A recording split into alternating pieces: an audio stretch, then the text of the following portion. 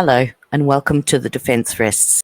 I stumbled across a video with Judge Stephanie Boyd, who is amazing, and it was in a pre-trial motion that I noticed an elderly woman approaching her with bizarre questions, and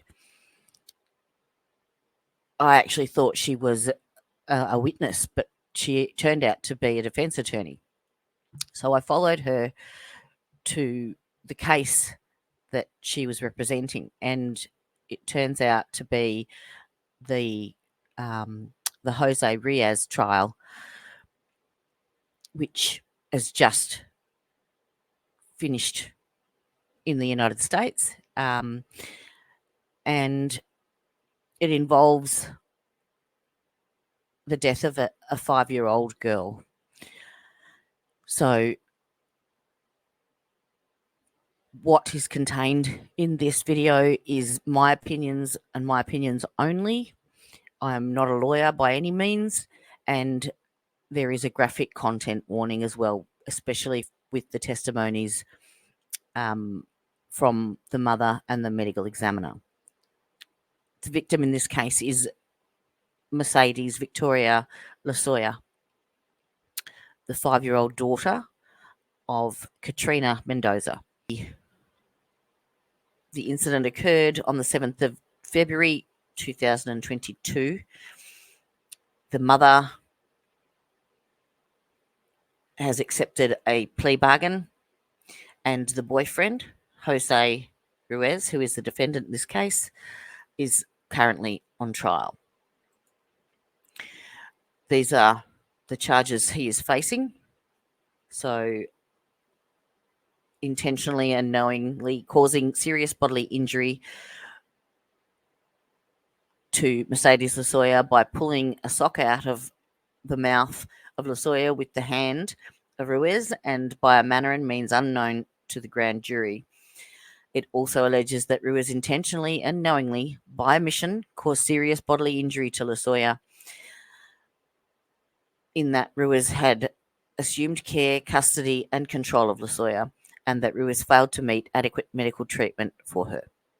Count 2, Ruiz used and exhibited a deadly weapon that, in the manner of its use and intended use, was capable of causing serious bodily injury, and that Ruiz intentionally, knowingly, and recklessly caused bodily injury to Losoya by covering her mouth and nose with his hands. Count 3, Ruiz intentionally and knowingly caused bodily injury to Losoya by striking Losoya with the hand of Ruiz. Count 4, Ruiz intentionally and knowingly caused bodily injury to Losoya by pinching Losoya with his hand. Count 5, Ruiz intentionally and knowingly caused bodily injury to Losoya by inserting tacks into the feet of Losoya.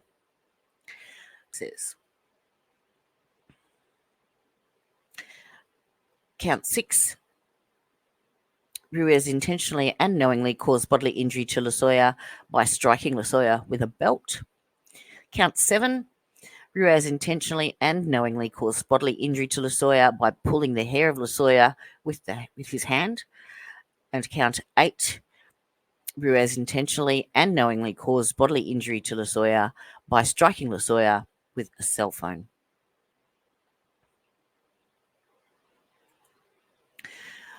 The mother, Katrina Mendoza, her counts of charges include intentionally and knowingly causing serious bodily harm to Mercedes Losoya, a child who is 14 years or younger, by forcing a utensil into the mouth of Losoya, and by manner and means unknown to a grand jury, alleges that Mendoza intentionally and knowingly, by omission, caused serious bodily injury to Losoya, and that Mendoza had a legal duty to act and failed to do so, in that Mendoza failed to seek adequate medical treatment for Losoya. Count 2 alleges that Mendoza used and exhibited a deadly weapon that, in the manner and in the manner of its use and intended use, was capable of causing death and serious bodily injury to Losoya by holding Losoya underwater with Mendoza's hands. Count 3 alleges that Mendoza intentionally and knowingly caused bodily injury to Losoya by pulling the hair of Losoya with her hands. Count 4, Mendoza intentionally and knowingly caused bodily injury to Losoya by striking Losoya with her foot. And count 5 alleges that Mendoza intentionally and knowingly caused bodily injury to Losoya by striking her with her hand. Now, Katrina has taken a plea deal and is not only the co-defendant, but she's testifying against Jose Ruiz in this trial. And the plea that the prosecution offered and she accepted was that her sentence be capped at 45 years and that she must testify truthfully within these proceedings. So the case is being held in the 187th District Court in Bexar County, Texas. The judge is Stephanie Boyd.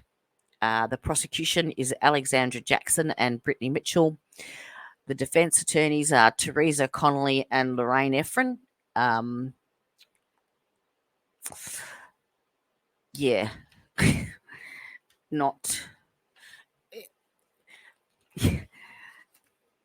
really not a good example of defense attorneys, in my opinion.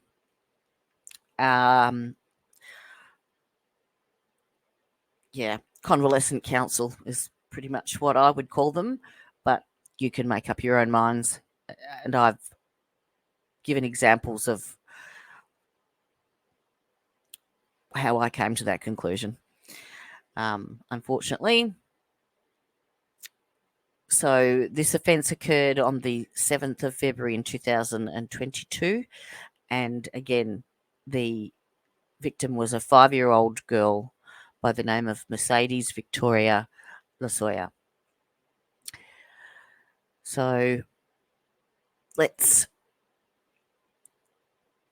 get into it. But again, graphic content and viewer discretion is advised.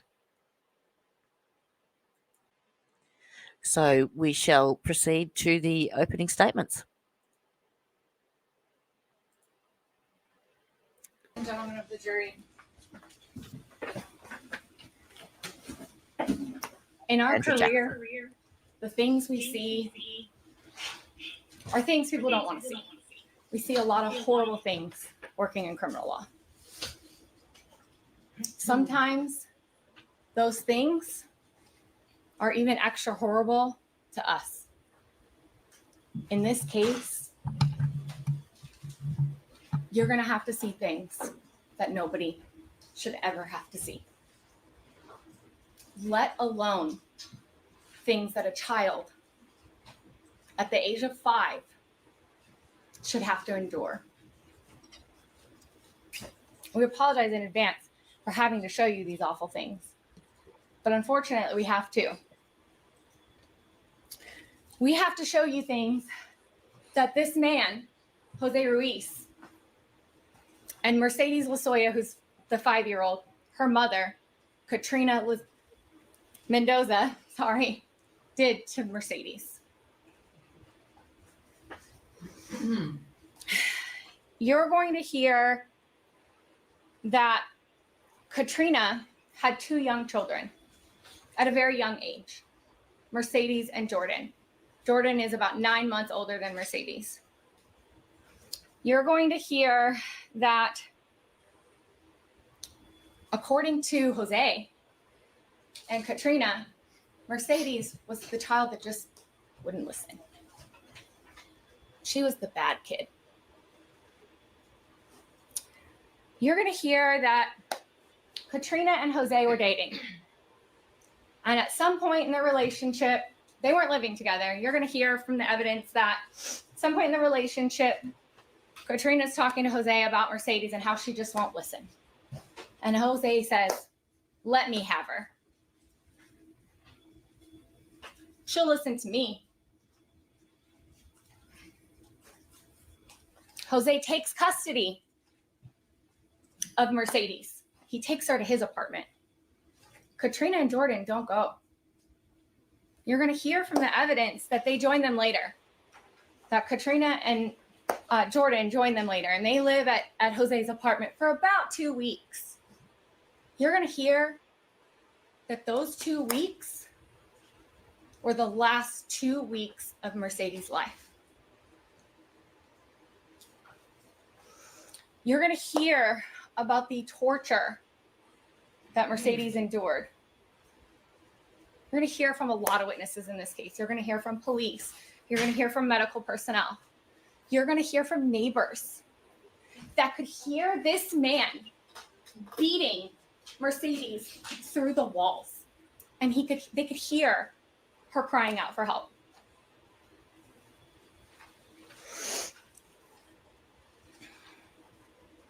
You're going to hear from Katrina Mendoza. We want you to know that we don't think she's a good mother, if I haven't made that clear at this point.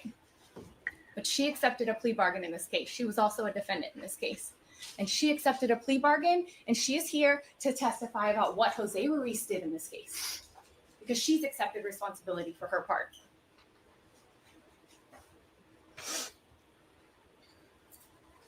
You're going to hear that Katrina and Jose pointed fingers at each other this whole time. But like I've said, Katrina's accepted responsibility. She has taken a plea bargain in this case. You're going to hear, or you're going to see the evidence, and it's going to show you that both Katrina and Jose are guilty of abusing 5-year-old Mercedes. And you're going to have more than enough evidence at the end of this trial to find this man guilty of all counts. Defense. Okay. So now we have the opening statements from the defence counsel. Sorry for the whole guys. This is Teresa Connolly. Opposing counsel. Ladies and gentlemen. Now, Sorry, I have this. before we go any further, there was a pre-trial motion noted that the M word, being M-U-R-D-E-R, was not to be used within the trial, and it was at the defence counsel's request that that word not be used.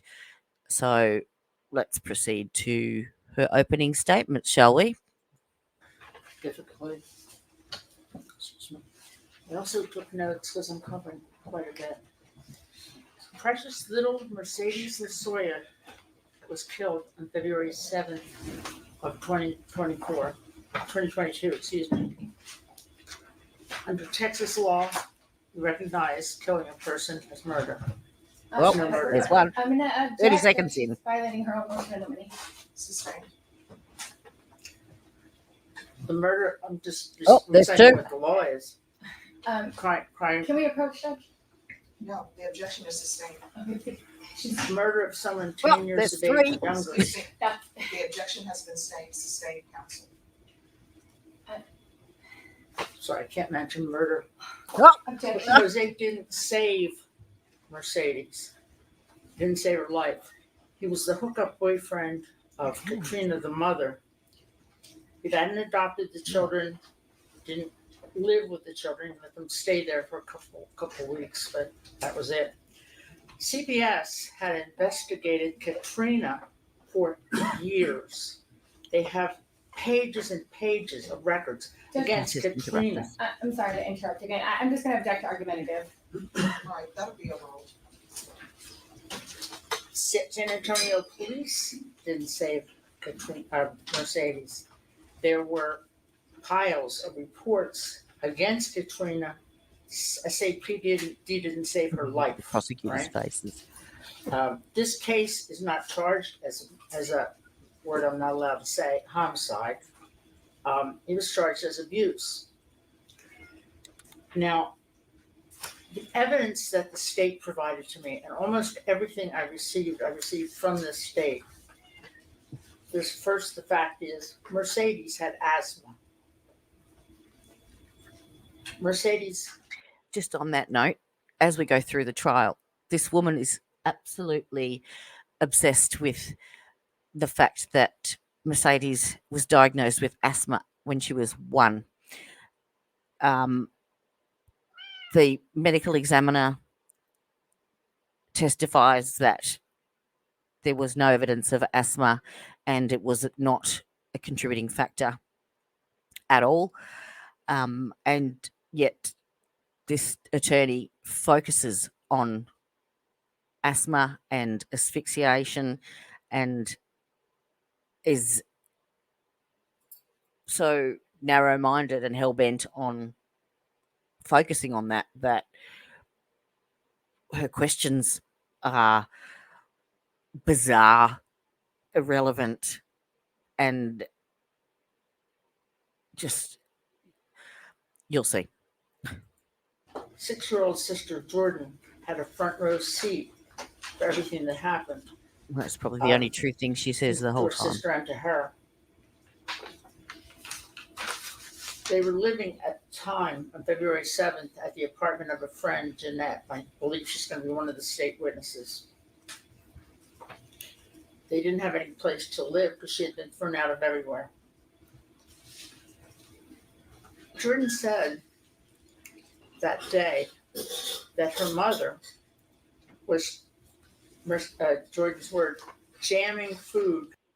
Once again, basically, this woman's entire opening statement is based upon this statement that an 8-year-old girl made 2 days after her sister had become unalived, basically, made to a CPS investigator or Child Protective Services in the US.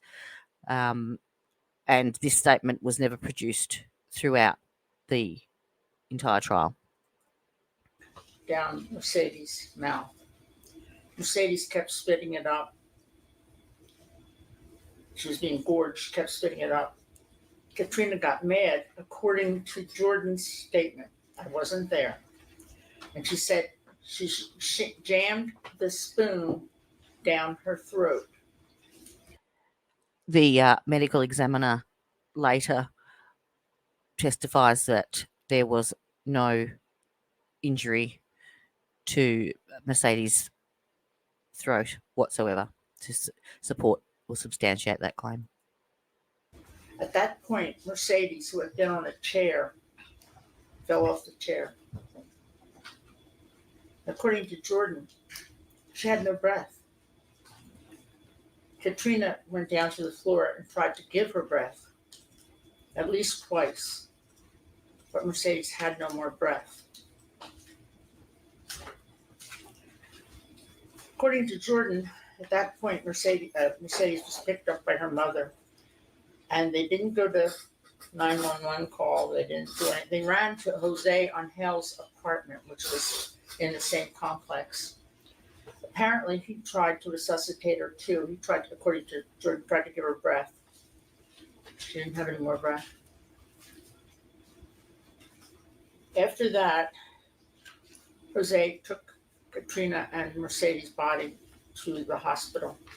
Now, they were all the way up by Havener Road. I'm assuming you all know that general location up by 10.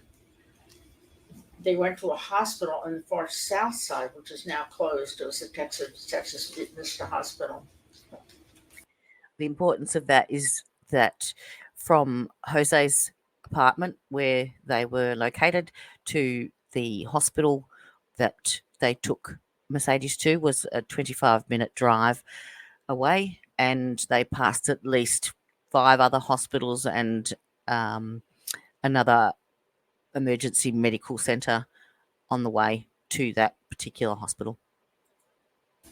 According to the reports from the ER, Katrina came running inside holding Mercedes' dead body. They didn't pronounce her dead right away, but they acknowledged that her body was lifeless and cold. Katrina told Jose to stay in the parking lot because her father didn't like him. and the father was at the hospital when they got there.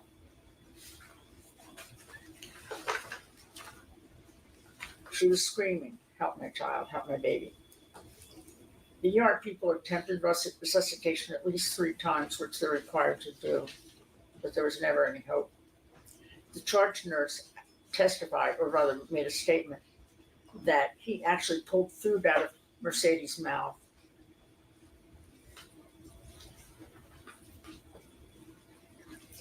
Jordan was brought to the hospital by the police or somebody after Mercedes was taken there. And when she was interviewed, she said, "I'm the good child."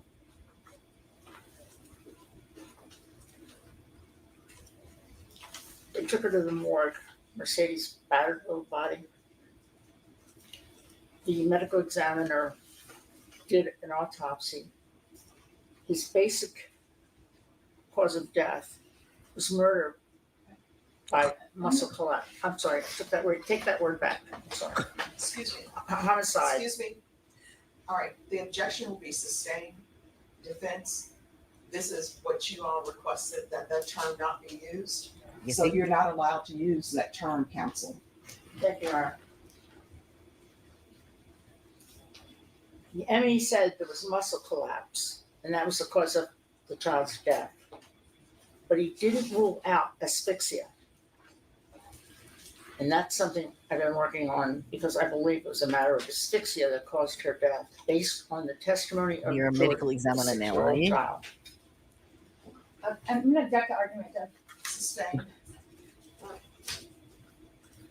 She's going off Jordan's statement to make that claim. Now, Jose has been charged with various counts, as they were just read to you. The state's main witness is Katrina Mendoza. She pled guilty to 1 count of serious bodily injury, but not that she did anything, that she failed by Gonna- omission. Object to argument. Sustained. Not that she did anything but omission. Again, Just I'm ignores gonna the object judge. argument. It's the same statement. Sustained. She was tried. There were many charges, but ultimately pled to omission. Now, judge records and publishes everything that goes on in this courtroom. Normally, we don't have to. Object to relative. Sustained. Ladies and gentlemen, I'm gonna ask that you step outside the courtroom briefly, and I will bring you back. You're not.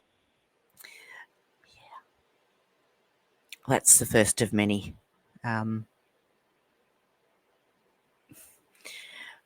Ridiculous. And I'm just bringing you the important, or what I think are the important elements of the trial, I won't say highlights, the lowlights of the day's events. So we continue on now with the first state witness, which is the charge nurse of the emergency room. He's part of the trauma team. His name is Gustavo Cervanto. He's had 16 years of nursing experience within the emergency departments and an additional 8 years of nursing in the military. And he was in charge at the hospital. Southwest General was the name of it at the time, when Katrina presented with Mercedes' lifeless body at approximately 7 p.m. So we'll continue with his testimony. They are not. It was a dubious taken to bring the news report. They are not here. Well, The editor is not here. Somebody from Channel 12 is somewhere. They are not the editor. Who did you subpoena the editor, or did you subpoena the person who's here? And I don't know who's here. And Miss Mitchell's the one that said there was only this in the courtroom. The only person I subpoenaed. She doesn't was even the know head who of she the subpoenaed. newsroom at Channel 12. All right. Is the head of Channel 12 present in the courtroom? They are not. Call your first witness. The state calls Gustavo Cervantes.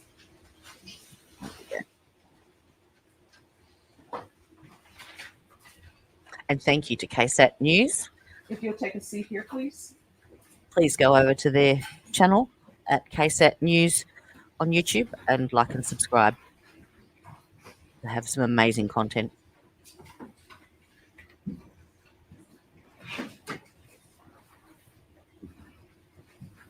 Could you raise your right hand?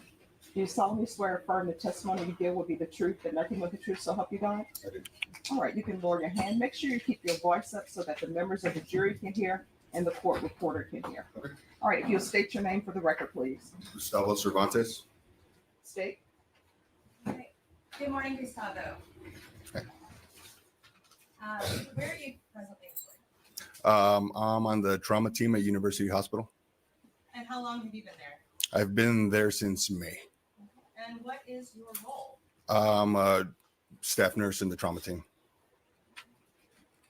So, what kind of training do you need to become a staff nurse at the trauma center? Usually good long experience in the emergency room in general.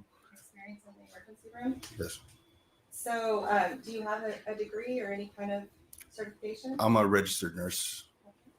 And I know it sounds pretty fundamental, but what kind of schooling do you have to be a registered nurse? I have an associate's. It's a 2-year degree. From what institution? Galen College of Nursing. And when did you get that? 2015. Okay, he just goes through his So, okay, and what did you qualifications. hear? Save my baby. Some other things that really at that point I just focused on the child. Okay. And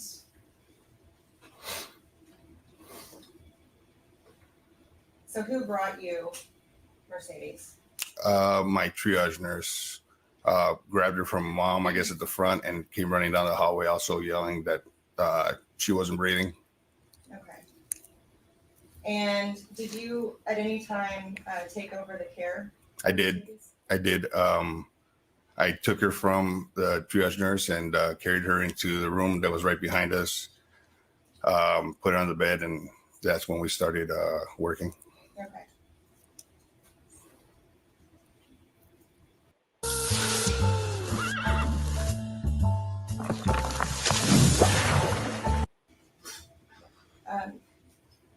So, Your Honor, may I approach the witness? Yes. Okay.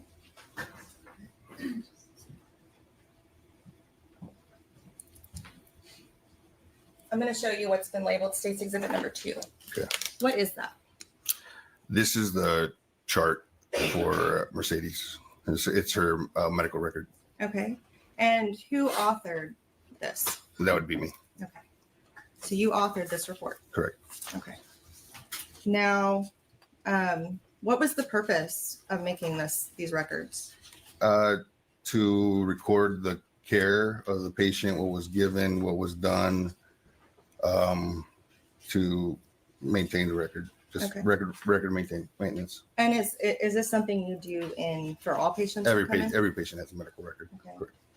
And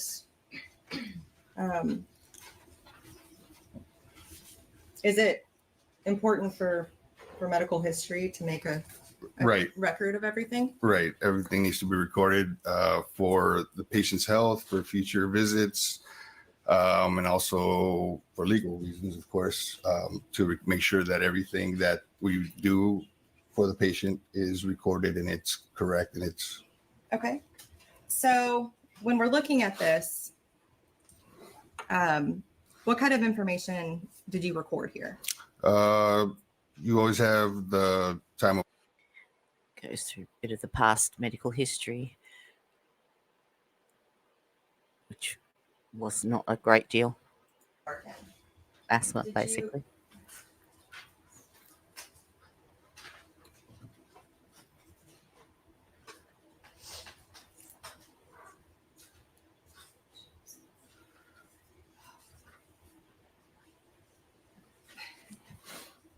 Looks like a bad Mary Kay rip. Let's get that out. Ask your next question. Okay, I'm so sorry, Judge. How did Mercedes' blood appear that day? So after they were failing to get proper IV access, we actually got access with an IO, which is an intraosseous. So it's a needle we push into the bone of the below the knee, which is similar. Not the best, but it's similar to start trying to get fluids, medications. We didn't get any real blood return there. I finally got IV access on the side of her neck, and the blood return was dark. It was very dark. It was very dark. And what is that called? It's unoxygenated blood. It's not oxygenated blood. Correct. And for us lay people, what does that mean? So bright red blood is going to be in the arteries. That's going to be your oxygenated blood coming from the heart, going to the body. When it goes back in the veins, whenever you got a cut on your finger or anything, it's a little darker than oxygenated blood, but it's still red. The darker it is, the less oxygen is in it. So does that have something to do with her heart function?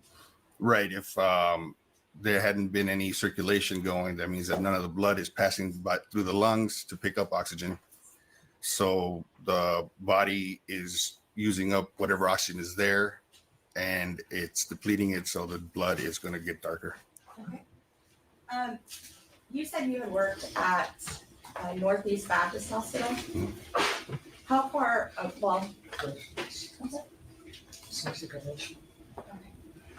You worked at Northeast Baptist. Correct. Right. How far away is that from where Texas Vista was? You get a pulse back, and the code was called, meaning time of death was called. Dr. Newton called time of death at 1918, 7:18. Child was noticed to have generalized bruising over body, posteriorly and anteriorly, along with scratches, missing areas of hair on head, wounds to her feet, and toenails missing on 2 toes of the left foot. Child had food still in her mouth on arrival. Per mom's statement, she had been feeding the child when she passed out and hit her head on a lamp. Mom stated she propped up child and continued trying to feed her. SAPD was called during CPR due to appearance of the patient's body. CPS also involved, investigations being conducted by SAPD and CPS. Postmortem completed, ME en route for child's body. Now, on the next page. All right. So then we move on to cross-examination, if you can call it that. It's not paying for premium YouTube. But at some point. Correct. Thank you. Anybody else? No further questions. Ask the witness. One final question, if you can answer it. How quickly, once the heart stops circulating, how quickly does it take for the blood to become dark like that? What kind of time frame? It's not easy to say, but it can take a little bit of time because there's still going to be oxygen in the blood for I'm gonna check, cause for speculation Sustain. on his part. Is there a minimum time? Not necessarily in how far it can possibly go, but a minimum. Is it going to be more than 5 minutes? more than 5 minutes. Correct. Is it going to be more than 10 minutes? Most likely. Okay.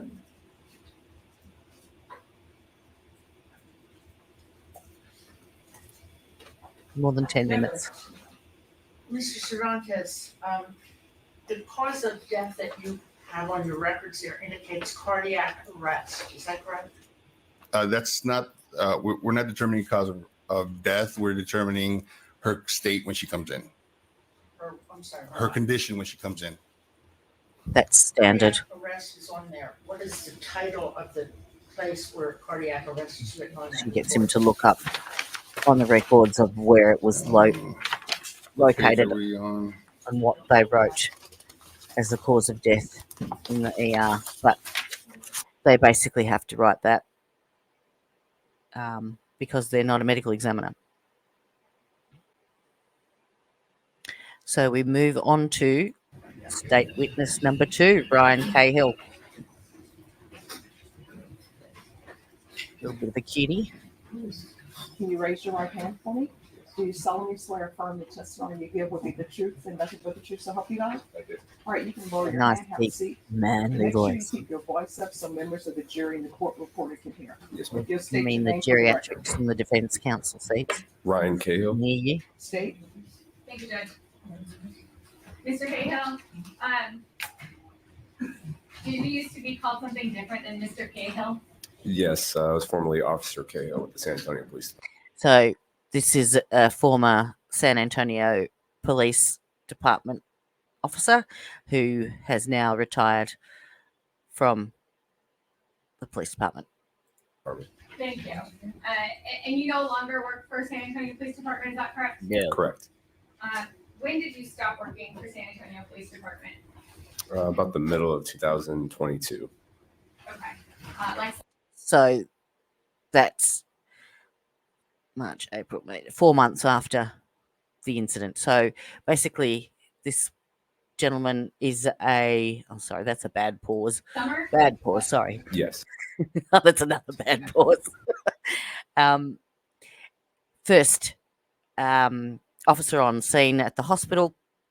He is a training officer and had one of his training students, cadets, whatever you call them, in the last term of their academy training with him.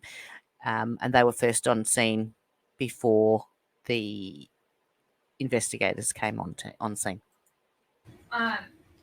And when did you start your career with San Antonio Police Department? About the summer of 2017. Okay. So Let's see.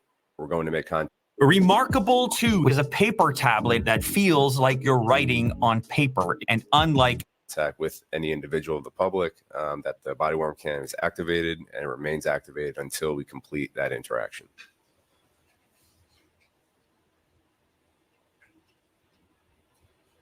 how do body-worn cameras get locked? So when we activate them, we deactivate them. At the end of the day, we put the body worn cameras into their charging docks. They're automatically uploaded into the servers and then they're stored in the servers. How are they He connected interviewed to the a case? mother at the hospital. I'm sorry, say that again. How are they connected to a case? So they're usually connected to the case by time frame. It's basically the system tries to say this officer, which is your body cam, is basically attached to you as the officer. This officer was on these calls during this time, and that camera would be attached to the calls that you were on during that time. Okay. Is it fair to say that you don't have to attach it, the system does it automatically? Yes.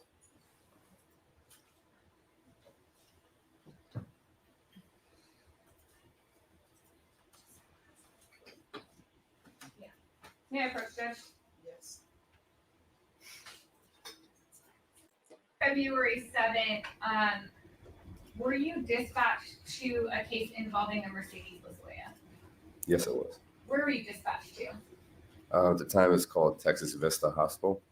Okay. Why do you say at the time? It changed its name several times, and then now it's currently, as far as I know, no longer in operation. Why were you dispatched to Texas Vista? We were dispatched for a DOA of a child.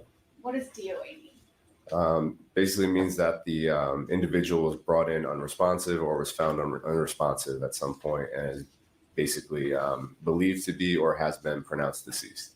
Okay. And in fact, what does DOA stand for? Dead on arrival. And so tell me, when you have a field training officer, how does that look? Do you ride together? Do you ride separately? Yes, we ride together. And as I said, I kind of perform as a cover officer, kind of doing what she needs and just kind of he or she, and then kind of helping them out with whatever they may need or stepping in if needed. But we're pretty much always attached because it is my responsibility as the FTO to make sure that nothing does happen that shouldn't happen and make sure that I'm watching over that officer as well. Okay. So is it fair to say that everything that you're saying you did that day, you did with Officer Losoya? Correct. What happened when you arrived to Texas Vista? Immediately upon arrival, we got a briefing from the staff there who told us that there was. I'm gonna stop you real quick. You're not allowed to talk about what people told you. Okay. So you got a briefing, and without saying what they told you, what did you do next? Okay. I got a briefing. From that, we went to the room where Mercedes' mother was located. We made contact with her, and then Let's stop you real quick. Okay. You said Mercedes' mother. Do you remember her name? yes, Katrina Do you remember her last name? Mendoza. And so while talking to her, just what was her demeanor? So her demeanor was, she was, in my opinion, in my experience, with talking to a lot of individuals and a lot of interviews, she was attempting to appear very upset. But I do not feel, based off my experience, that she was legitimately upset. That it appeared that she was, by my experience, it appeared that she was more forcing the emotions rather than truly feeling the emotions. How long did you talk to Katrina Mendoza?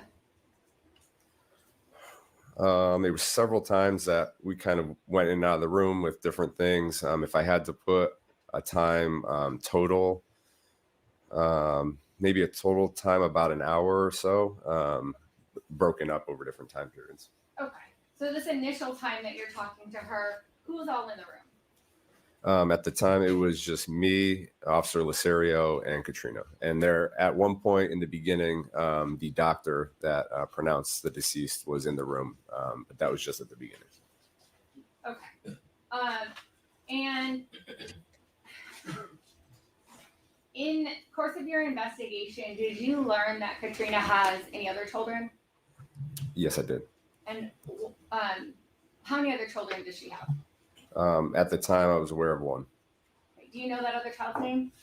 Jordan? Okay. Did this cause you any concerns? Yes, definitely. And what were your concerns? My concerns was, at that time, I had observed Mercedes' body at that point and saw the extent of the injuries and the condition of her. And based off that, it immediately caused a high concern for me that if there's any other children involved, that we needed to immediately get them into custody, because if they were in any potential danger to what it appeared Mercedes had gone through, then we needed to try and get them to safety as soon as possible. Can I approach them? Yes. I've known quite a few people who have had profound. And just in your own words, describe what you saw Mercedes looking like. Yes. When I went in, saw Mercedes, she at the time was covered with an apron. When I pulled back the apron, the injuries that she had sustained were clearly not something that under any circumstances could have ever been perceived as accidental. It was extensive injuries that were over multiple lengthy periods of time. She was covered from head to toe, her whole body in bruises, significant bruising. A large majority of her hair had been removed from her head. She had what appeared to be burn marks on her feet. I was informed that she had a soft spot in her skull, and it was basically there was no possibility that this wasn't a long. Okay, I'm And- gonna ask you another yes. question, okay? You already expressed that you had concerns for Jordan's well-being. Were your concerns due to the extreme amount of injuries you saw on Mercedes? Yes. Due to that concern, what did you do? At that time, we went and I talked with Katrina and was able to gain the information that her, at the time, she said boyfriend was in custody of the other child. And due to the extensive injuries that I observed on Mercedes and the possibility of, we didn't know who at that time had caused these injuries, I wanted to try and get both her boyfriend and the child to the hospital so we can make contact with them and take custody of the child. And then Katrina called. I'm gonna pause you. Sorry. Okay. All right. So you said boyfriend. Did you learn who her boyfriend was at the time? Yes. Who was that? Jose Ruiz. Did you have an opportunity at some point in the night to make contact with Jose Ruiz? Yes, I did. Do you see him here in the courtroom today? Yes, I do. Okay. Can you identify him by an article of his clothing? Yes, he's wearing a blue jacket. Let the record reflect he has identified the defendant. Okay. I believe you mentioned asking Katrina about Jordan. Yes. Correct. Without saying what she says, what do you observe her to do? She used her phone and made a phone call. On this phone call, what was her demeanor? At first, she was trying to coordinate with the other individual on the end of the phone, and then she became extremely agitated and irate, began yelling and screaming. And did that continue for the remainder of the phone call? Yes, it did, and after. Okay. And I'm sorry, you said and after? Yes.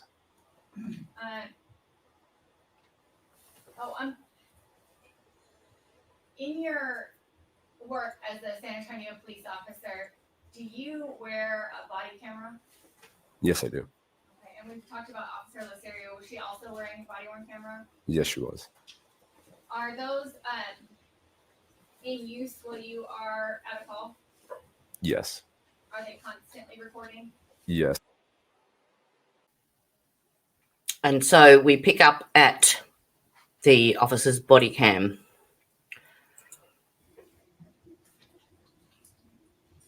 This is whilst Mercedes and Katrina are still in the hospital. What's your name? Jose? Okay. So you know everything that's going on with everything here? I know a little bit, yeah. Okay. You want to just step out and tell me, I guess, what's going on? I honestly don't want to be involved because, honestly. I understand that. I understand you want to be involved. I mean, that's. I have to step out. Yeah, just because I just want to talk to you out here. Obviously, I don't know you or anything. You don't know me or anything like that. We're just going to talk here, just like I'm talking with everyone here. I'm just trying to figure out what's going on right now. Okay. You just leave it here, it's fine. Okay. No, you can leave it here, it's fine.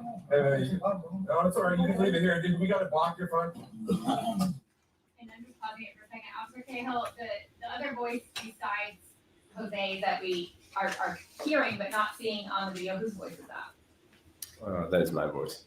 Looks like Jordan's not in the car either.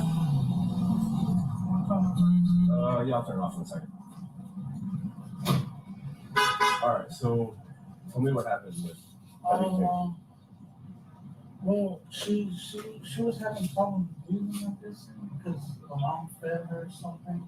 Like she threw up with soup and other shit. I don't know. Well, anyways, she was having a hard time breathing. Okay. Like I already knew what it was from, and I was telling her to take her to the hospital. She had taken, and it was from the food in her lungs. Like that's what I'm guessing. She was having a hard time breathing, and every time I threw her on my back, and I got a baby, she was like that. And then I don't know, she was fine. After that all passed, she was fine. And then out of nowhere, she's laying on her side and she's just throwing up constantly. Right. And I guess what was she throwing up? Like liquid, like what she ate. Was it clear? No, it was what she ate. It was soup. Right. Like she ate noodles, the dynamo cup, and the fucking applesauce. Okay. How long was she not feeling good that she was throwing up? Honestly, don't know because I wasn't there. I was just there to everything else, to the last part. You know what I'm saying? Because she was over there at her house. So. Okay. Do you know who stays over there with her? No. Is it just her by herself? I don't know. You're not sure? I got my comment. Maybe like not even a year. Not even a year? Yeah, okay. It's like on and off a year? Or? Yeah, it's on and on. Okay. Has she ever lived with you or anything like that? Yeah, one time. One time? How long was that? Maybe like a month ago. A month ago? Yeah. Okay. So I know you said that You're not really sure because you weren't, I guess, in the picture with working out for childcare and everything like that. Are you frequently around the kids, or is it normal for you not to see them for a couple of days? Yeah, it's normal for not to see, like, because we get in like little arguments or whatever. Yeah. You know? Like, how often do you think you see the kids you're around? Ask me again. Sorry, How often do you think you see the kids or you're around them? Oh, whenever she used to live with me, I saw them every day because they're always with her. And when was that? Like a month ago. So a month ago she moved out? Yeah. Like 3 weeks or like a month? About 4 weeks? I said about a month. And because I just got my apartment, I didn't want her to live with me. So, Okay. you know. Okay. So you didn't really see the kids for a few days now. Yeah. They were actually in the process, or he was actually in the process of moving apartments. He was moving in with his two brothers, which is where Katrina took Mercedes before they went to the hospital to his new apartment. When was the last time you saw him prior to today? Maybe like 3 days ago. 3 days ago? Okay. And how were they doing that? They were doing good. Like 2 days ago, she was doing good too. I saw her. They weren't sick at all or anything like that? She wasn't sick, but she was like fatigued. Like getting sick. Like you could tell she was like getting sick. I guess. Did she have like any injuries or anything like that? Not that I noticed. No. She was walking fine, talking fine, everything. Like you can ask her. She was. We were talking. She told me yesterday. She was fine. She was eating, talking, everything. Okay. And then I'm guessing the shit out of her. Just give me 1 second. Okay. So 3 days ago or something like that, I guess is the last time you saw her, right? Yeah, like 2 days ago. She was fine. And then she was telling me she saw her last night, yesterday, and she was fine. Like she was walking fine, eating fine, good, everything was good. yeah.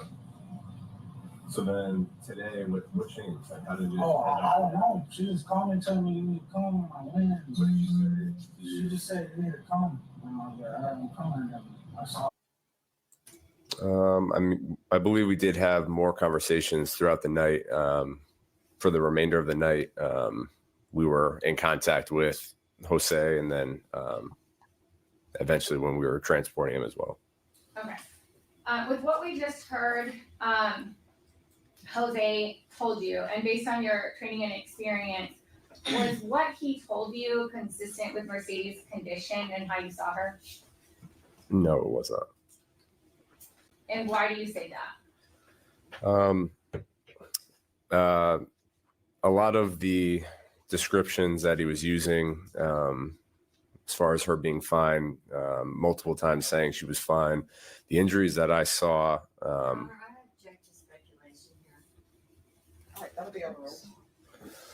the injuries that I saw were not something that had happened within a 3-day period, where he had said the last time that he was with her was 3 days ago.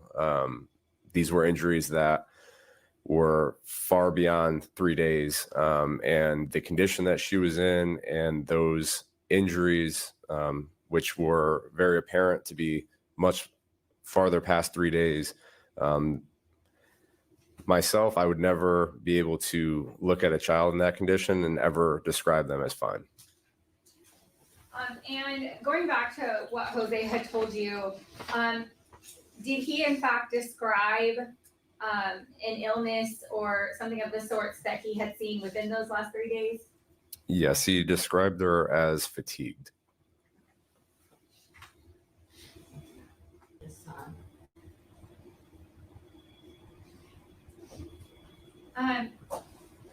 Officer Cahill, you just talked about Katrina and how you didn't believe she was being authentic. Did you believe that Jose was being authentic? No, I believe they were both lying. And the state calls their next witness. All right, he'll take a seat here, please.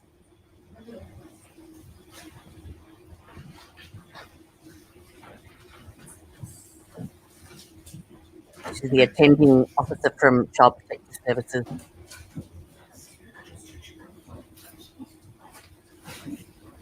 Would you raise your right hand for me? Do you solemnly swear or affirm the testimony you give will be the truth and nothing but the truth, so help you God? I do.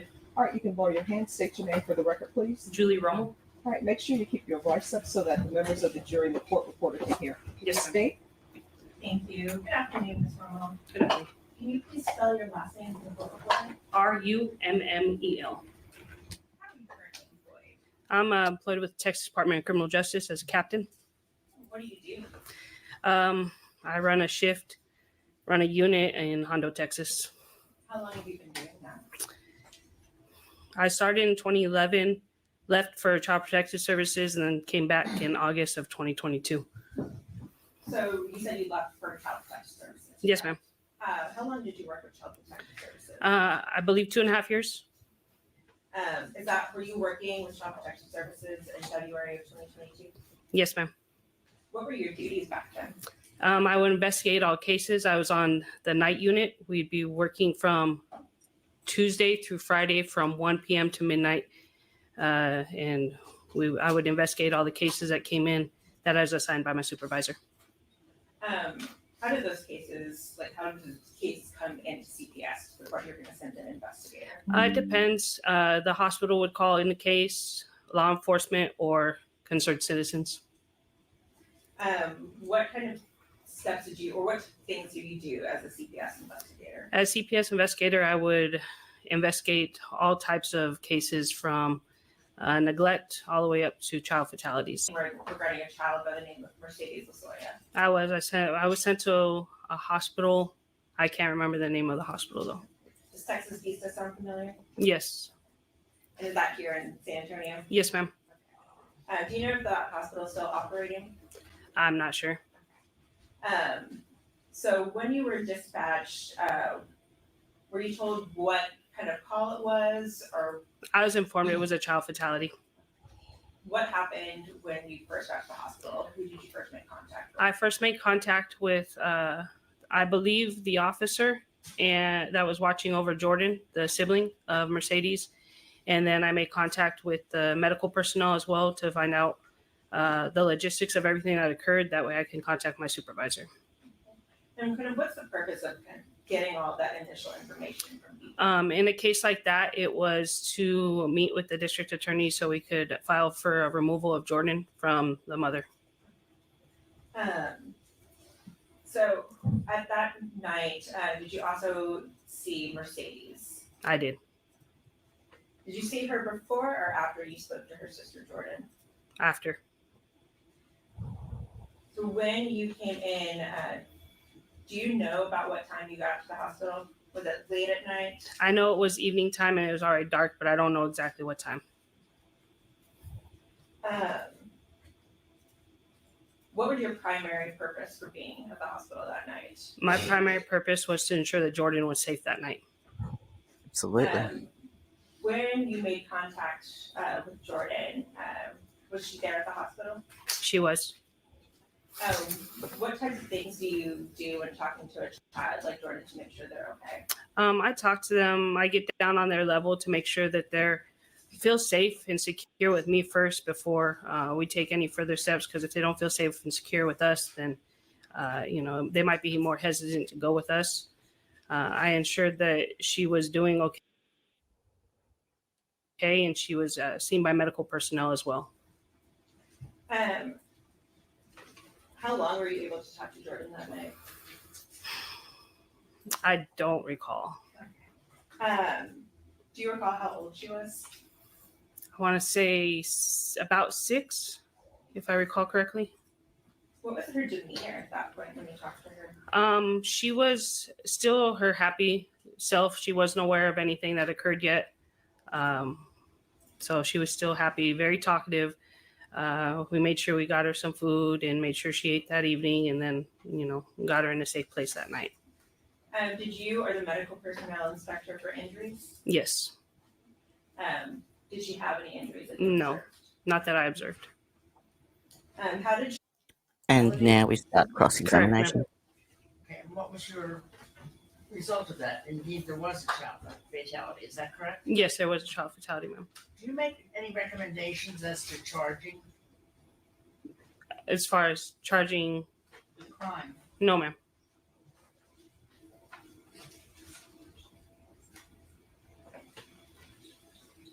Have you ever met Mercedes?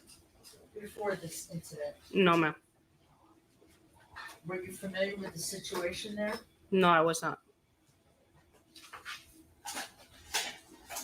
You made a comment, I believe, that Jordan, subsequent to the visit at the hospital, was her happy self. Yes, ma'am. How would you know it was her happy self? Just because afterwards, from what I observed of her demeanor throughout the whole investigation, the next 3 or 4 months. So it was a retrospective analysis rather than at the time. Correct, ma'am. Thank you. The point being, And you, I believe you said that Jordan was 3 years older, in your opinion, 2. 2? Yes.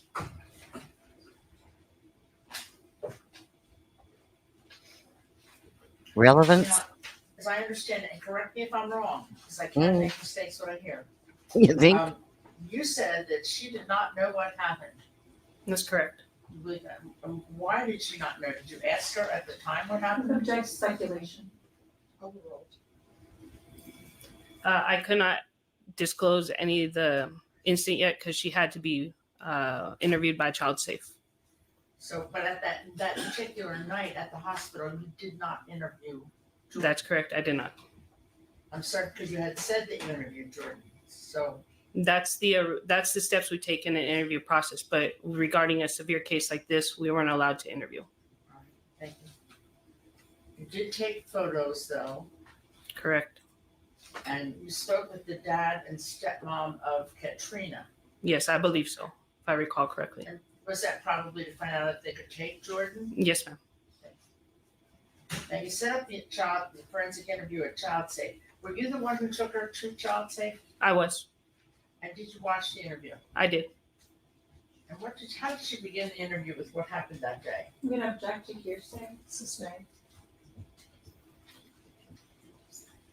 I'd like to show the video. Yeah, Nora, I'd like to introduce the video of the Child Safe interview. Is there gonna be any objection? Not from the state, Your Honor. All right, then, if you'll mark it as an exhibit. Which I guess would be defense exhibit 1, but we're not allowed. I guess it would be defense exhibit The 1. state is saying that they're not objecting. But we're not allowed to have a copy of it. Well, it'll be in the court's possession. In evidence.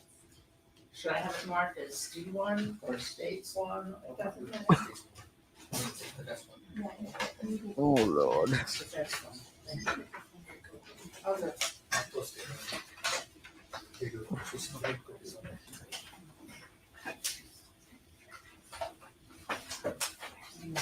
I must have missed this bit. I actually didn't realise that this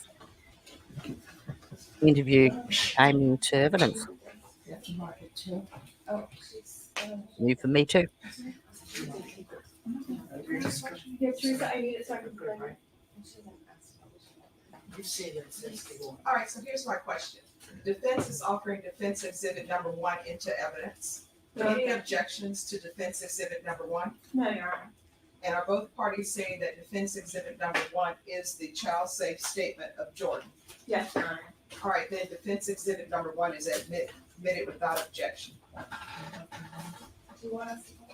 Please. Never mind following the court procedures of how to submit evidence, but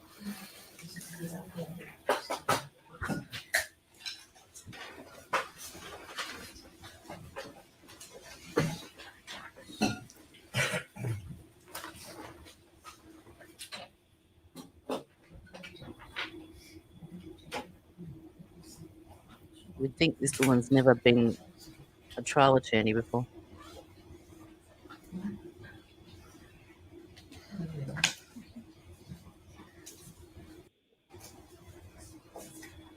Better.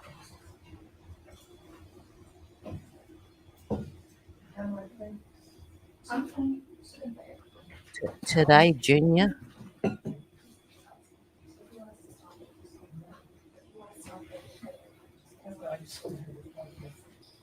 The actual explanation of what happened.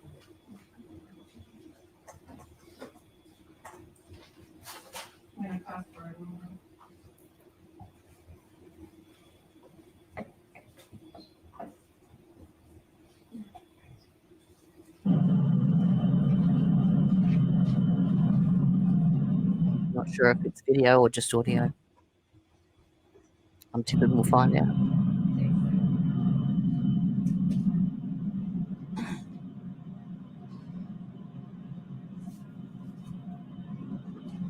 This goes on for about 10 minutes before they actually get into the stories. 10 minutes. The child sits in the chair, talks about trivia to get her used to where she is. I'm gonna object to you putting facts on. Sustained. Unbelievable. And so the cameras are here to help us remember the things that you and I. So this is the CPS interview of the older sister, Jordan, the day after Mercedes passed. And how old are you, Jordan? 6 years old? When's your birthday? June the 2nd. June the 2nd? Do you know what year you were born in? Sounds so cute. That's okay. Today, if I ask you something that you don't know, it's okay for you to tell me that you don't know by using your words.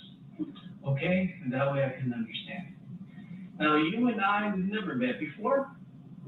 Tell me some things about yourself, Jordan.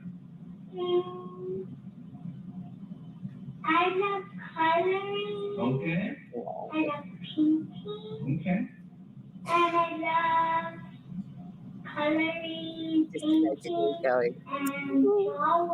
Okay. Cherub. I love to color with different color markers. Okay. And I love cake. The cake? Okay.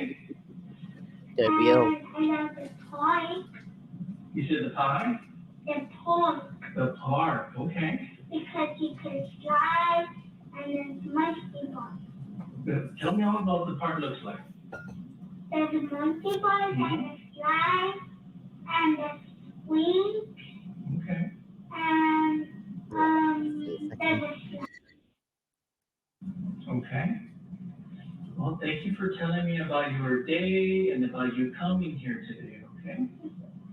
Today I'm going to ask a lot of important questions, okay? And I'm going to need you to answer them just like you did right now, okay? Just everything that you remember. Audio's not very good, I Step by apologize. step from start to finish, okay? Now today, if I ask something that you don't understand, it's okay for you to tell me that there's something you don't understand, okay? And that way I can ask you in a different way or in a better way, okay? Now also, if I get something wrong or I make a mistake, it's very important that you tell me that way I can fix it, okay? Now also too, if I ask you something that you don't know or that you don't remember, it's okay for you to tell me if there's something that you don't know or something you don't remember, okay? I don't want you to guess, but if there's something that you do know and that you do remember, it's very important that we do talk about it, okay? Because here in this place, we talk about things that have happened, we talk about things that are real, and we talk about the truth, okay? What does it mean to tell the truth? I don't know. And what does it mean to tell a lie? Okay, now what color is this paper here? Black. What color is the table? Black. Now what color is my mask? Black. Okay. If someone were to say that this paper here is black, would that be the truth or a lie? A lie. And how many chairs are in this room? 2. If someone were to say there's 2 chairs in this room, would that be the truth or a lie? The truth. What can happen to people that tell the truth? They make good decisions. What can happen to people that tell a lie? They make bad decisions. Okay. Now, while you and I talk today, do you promise to talk only about the truth? Is that a yes or no? Yes. Okay.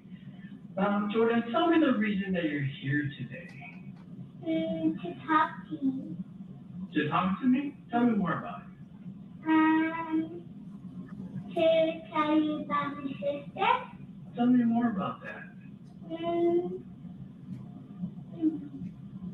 Okay. I talk to boys, yes, I talk to boys and girls, I talk to kids about things that have happened, okay? Has something happened that you're here today? No. Okay. Are you worried about something that might have happened? My sister. Your sister, tell me everything you're worried about. I miss my sister. Tell me more about that. Tell me more about your sister. She ate a lot of food. Okay. And then that's how she got sick. Tell me everything about the way that she got sick.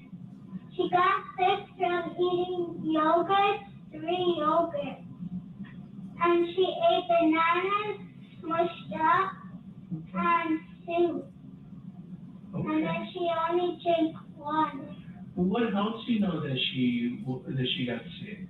Because my mom was feeding her, and then she stuffed the spoon in her mouth, and then she accidentally stuffed it right here, and then my mom pulled it out, and then she fell on the floor and hit her head on the metal thing. Now, is this something that you saw, something that you heard, or something else? Something that I saw. Okay. Now, tell me, you said your mom was feeding her? Mm-hmm. Okay. Tell me everything Why that would you be happened, feeding a step by 5-year-old? step. Just how we practiced earlier about you coming here and your day, okay? Tell me everything that happened. My mom was feeding her, and then she hit her head on the light bulb, and it was metal. Okay, then what happened? And then she fell on the floor, and then she hit her head. And then she went to the hospital, and then her friend took me to her house. Okay.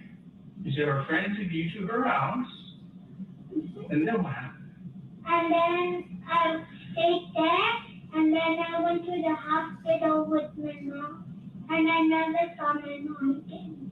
What's your mom's name? Katrina Mendoza.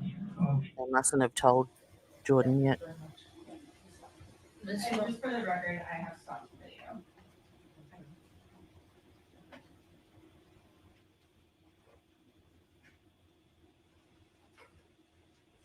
Ms. Rummel, is that how you call it, what you just saw?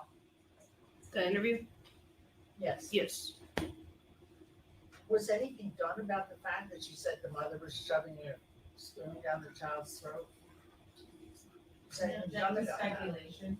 Uncle Will, you can answer if you know. All right, so here's the thing. When an objection is made, I will respond to the objection. That's what I'm here for. No sidebars. You can answer the question if you know the answer. I didn't. She was already. My main goal was to remove Jordan at that night.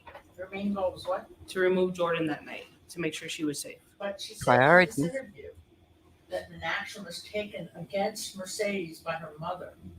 Did you do anything about that? I'm not the one to charge any parents.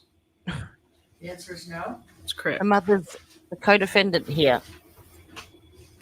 She's been charged Did you report it to 6 anybody? counts. Yes, it was in my investigation. Do you have it there with you? No, I don't.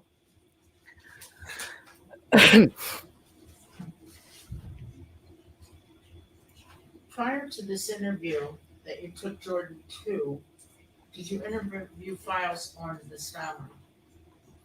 I believed I looked at some of the history before going out. And what do you recall about some of the history? There was an open investigation because they could not locate the family. They couldn't locate. The family. Who was in charge of that investigation? I don't recall, ma'am. Apparently, CPS has That over wasn't your 6,000 That was pages of not. reports for neglect for both children, for Katrina.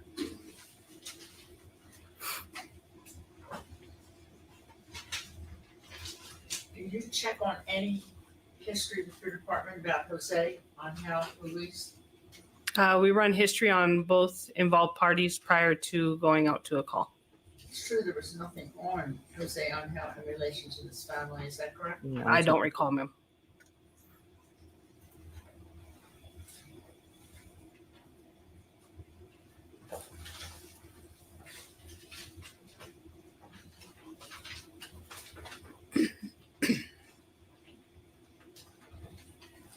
Was there anything in your recollection about Jose Angel Ruiz anywhere in your records? I don't recall. Mercedes. Mercedes? How old is Sister Mercedes? 5. 5? Okay. I want to go back to when you said that your mom was feeding her, okay? Tell me everything that happened before that. And then they did bread, and my mom did a bread, and my sister's mom. You said they did a bread? Did I get that right or wrong? Right. Tell me more about that. And they started doing this on her stomach so that way she could alive because she was Doing CPR. feeling good Okay. and she was full already. Tell me about the place that you were at the time when that was happening. And my mom's friend's house. Do you know that person's name? No, I don't know. Tell me everyone that was at your mom's friend's house. Her little son and her dancing. Okay. Tell me everything you were doing at the time when they gave the bread. Eating my food. Okay, and help me understand who gave her bread. My mom. Your mom? Okay, tell me everything about the way she gave her bread. That she put her hand up and hand up, and then she gave her bread. Okay. Now tell me all about what your sister looked like when your mom was feeding her. She was on a chair. Okay. Tell me all about what her face looked like.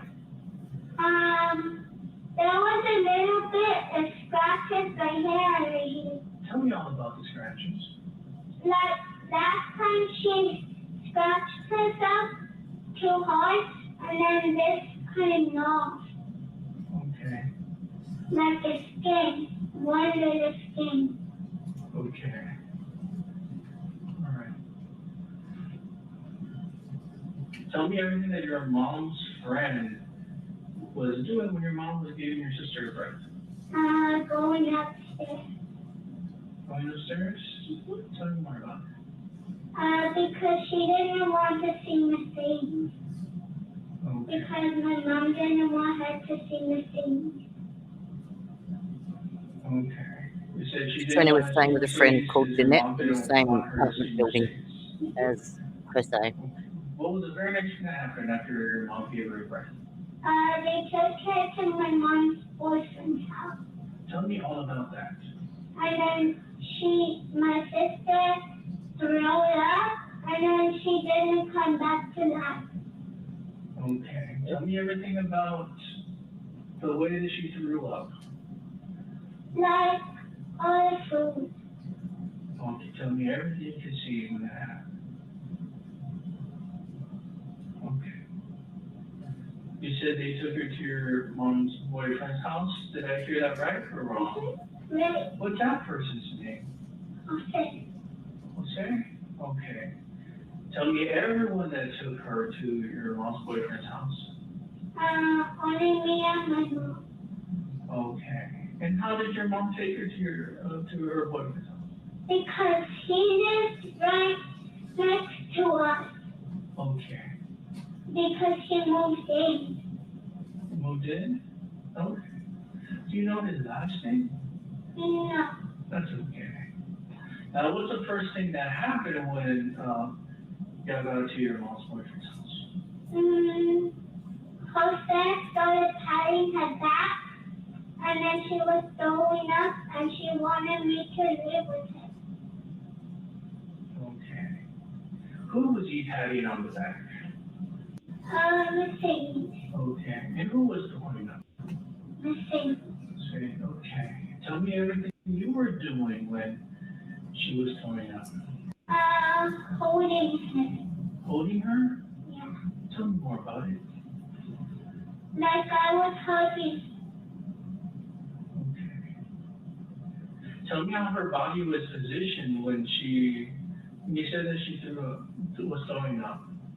She was laying down She was laying down? Tell me everything she was laying down on. on the bed. Here you go. Position. Okay. Take your time, okay? And if you want to put your mask down or take it off, you can take it off, okay? All right. And you can put that here. I'll throw it away here, okay? Since she was laying down on the bed. Okay, and was the bed in the hallway? In Oh, the does living it room? upset you now, does it? In Really? the room. The room and whose room? Her boyfriend. Tell me everyone that was in the room at the time. Jose and mom. And my sister. Okay, tell me everything that Jose and your mom were doing when she was coming up. My mom started crying. And then Jose started patting her back more. And then he started giving her cream. And then what happened? And then they took her to the doctor. Okay. When you say they, who's they? My mom and Jose. Okay. Tell me everything about them taking her to the doctors. My mom left me at her friend. And then I started playing with the boys, and then my mom said I need to take her, and then my mom left me there. Okay. And then tell me everything you did after that. I went to the hospital. You went to the hospital? Tell me all about that. I ate a little bit of snack. And then I watched Frozen. Okay. I ate a little bit of snacks. And then the doctor took pictures of my bone. Tell me everything about that. Like I was standing, like this was a wall, Okay. and then there was a picture, and they took pictures. Okay. Help me understand who took you to the doctors. That friend that my mom left me with. Okay. Okay. And then my mom still got arrested. Tell me everything that helps you know that he got arrested. Because he had a gun. Okay. Tell me more about the gun. I don't know. Where's the gun? Okay. Have you ever seen a gun? Okay. So he got arrested because he had a gun. Now tell me all about what Jose looks like. He has long hair like this, and he got some sweatpants like that on his legs, and then he got a shirt. You got a shirt? Okay. And then he was driving so fast that he got arrested. Okay. Tell me everything you remember about when it was that happened, that they took your sister to the hospital. I don't know what you mean by that. Okay. That's okay. Now, tell me everyone that you live with. My mom and my grandpa. Your mom and your grandpa?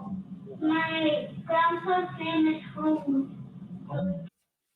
Okay, so now we continue on with the next state witness, who is Anthony Adame, who is the Child Protective Services Special Investigator, which is a specialised unit within the department that assists with just extreme and complex cases, including child deaths and severe injuries. So let's hear what he has to say.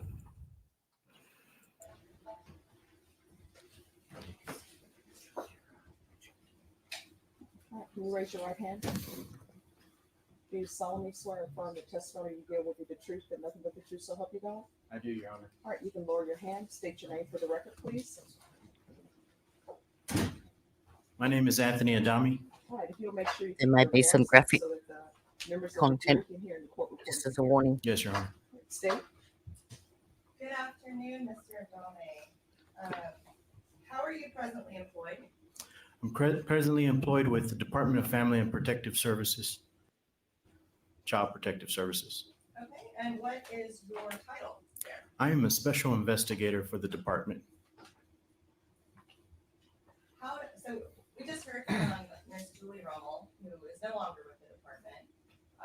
How does your role differ from the role that she had? So my role is slightly different than what we would call investigators. Special investigators are a specialized unit within the department. Our role consists of assisting investigations with high media cases, child death investigations, any investigation involving serious injuries such as skull fractures, broken bones, severe burns, anything complex with that happens within the department. They assign us to these cases to include cases such as labor trafficking, sex trafficking. We conduct investigations on our own employees. We conduct investigations with law enforcement, and we act as liaisons for law enforcement and all local law enforcement as well. What kind of background do you have? Do you have any background in law enforcement? Yes, ma'am. I have approximately 6 years in law enforcement. I was a police officer at Belton Police Department, located just north of Austin, Texas. During my time frame with Belton Police Department, I was a patrol officer. Then I became a detective. While my tenure of being a detective, I investigated crimes such as high up as capital murder.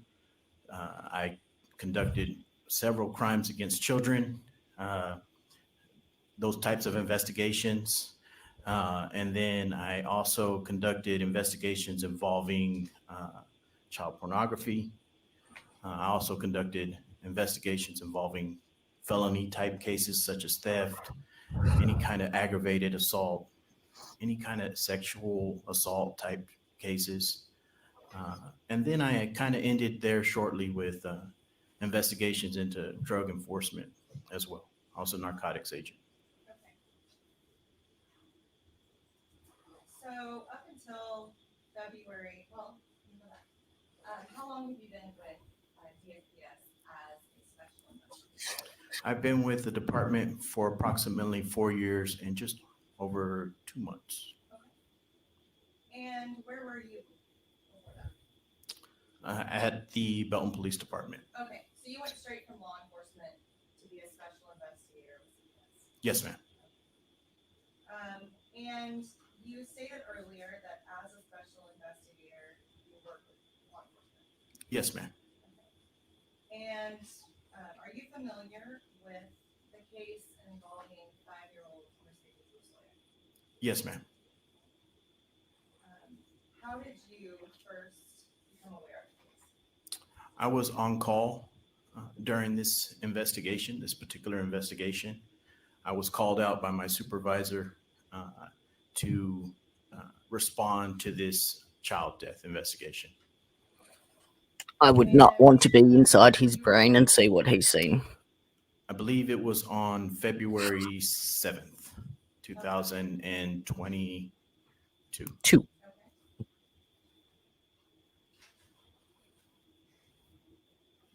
And where were you called out to? I was called out to the Texas Vesta Medical Center. It's kind of south. I think that hospital's been called 3 different names so far. Military Drive. Do you recall who was there when you arrived? When I arrived on scene, I observed Officer Cahill. I observed Detective Saez, the coworker that I was working with at that time, Investigator Julie Rummel. And then I also went directly to where the child Mercedes Losoya was at. And I briefly recall seeing Jordan Losoya, her sister, and then several medical personnel as well.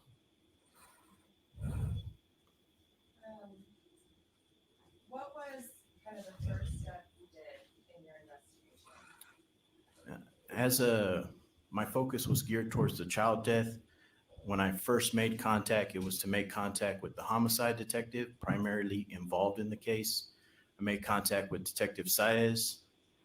After making contact with him, we entered the room where Mercedes Losoya was lying on a bed.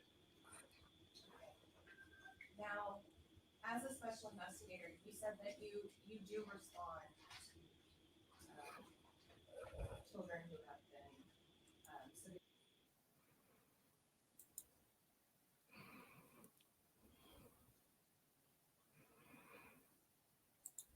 deceased. Yes, ma'am. What is the first step that you do when you go to the scene and you see a deceased child? The first step that I would do is make contact with law enforcement. If they are not already there, we are contacting them there, but most of the time they are already there before we show up. First is having that communication. No, go away.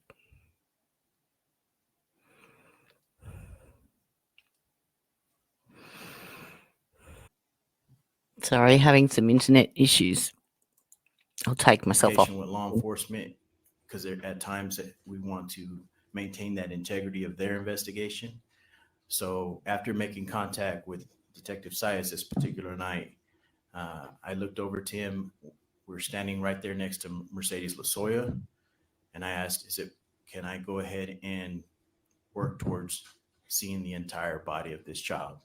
And I was conducting a body check for injuries and anything that indicated abuse or neglect. And why is it important to check for those things? Because any time in a child death, we want to look for all those injuries so that we can kind of list them and see the intensity of each injury and what kind of led to that. And it kind of helps towards the investigative part. What happened? How did these injuries occur? For later on, whenever I'm going to interview the parents or individuals involved in that investigation. So, did you conduct a body check on Mercedes Losoya? Yes, ma'am. Can you describe the injuries that you saw? Yes, ma'am. Starting from the bottom of her feet. Safe At for me the to come bottom back. of her feet, she had red small dots. I would call them like pinpoints at the bottom of her feet. There were several of them. I counted more than 10 of them. On the bottom of her left toe, there was some kind of abrasion of some sort. On her left toe, particularly between her big toe and the toe right next to that, the toes in the middle. So her third and fourth one had no toenail there. And it appeared to be like there was some severe injury to that area, some abrasion of some sort. I don't know if that toe was ripped off or anything of that nature. No, computer doesn't like me.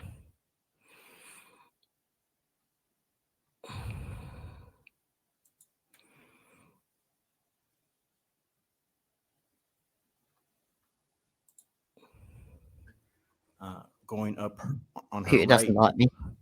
foot and I'm too left much for ankle, it to there was process. bruising.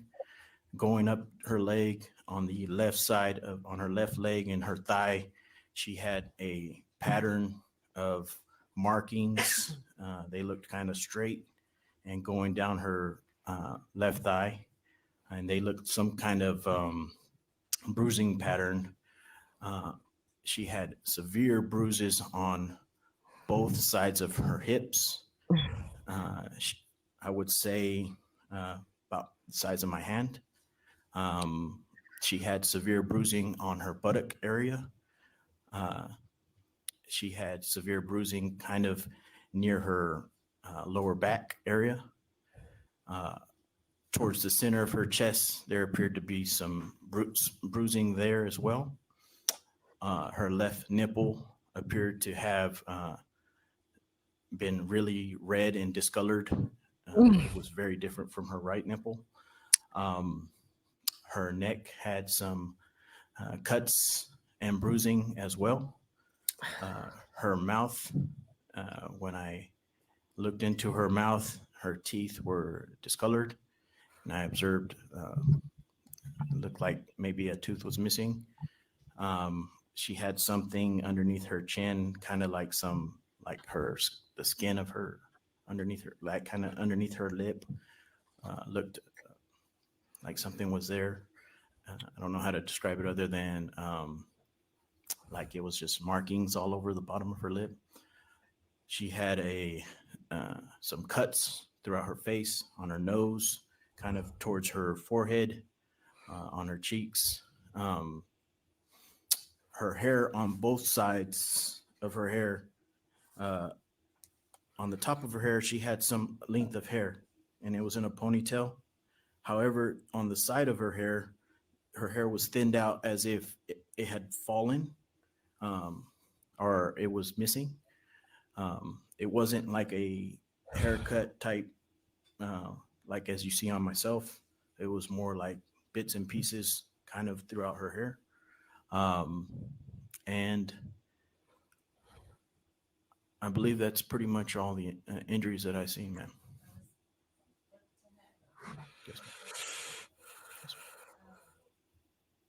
Oh, and I forgot to mention on her arms, she had bruising on her arms, and particularly where her her hands were at in this area right here, there was some pretty severe bruising as well. Yes.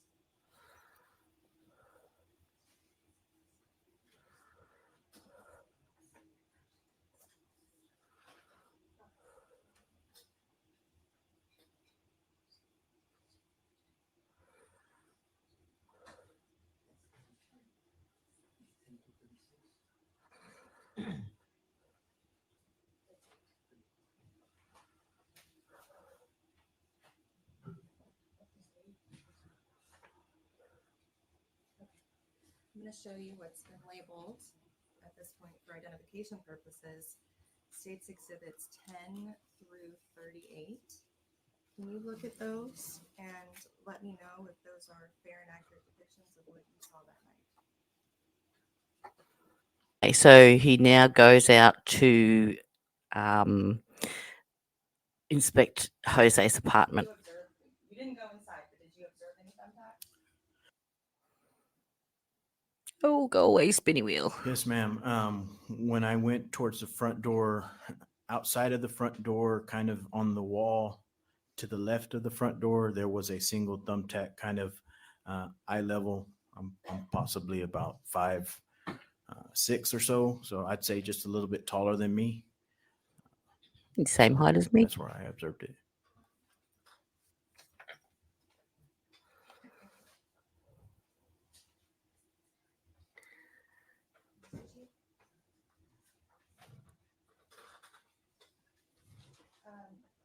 Did you see anywhere else outside? Audio is terrible. No, ma'am.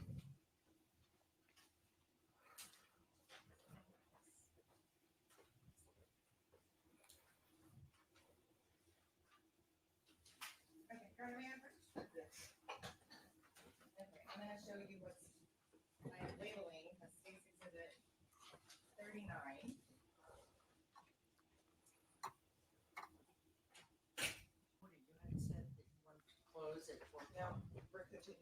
Ask your questions.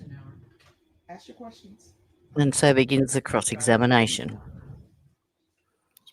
of sorts. I'm going to go backwards here. With all these, you're saying that Miss Heather Bryant saw her a couple weeks before she died? I would say it's in that January time frame.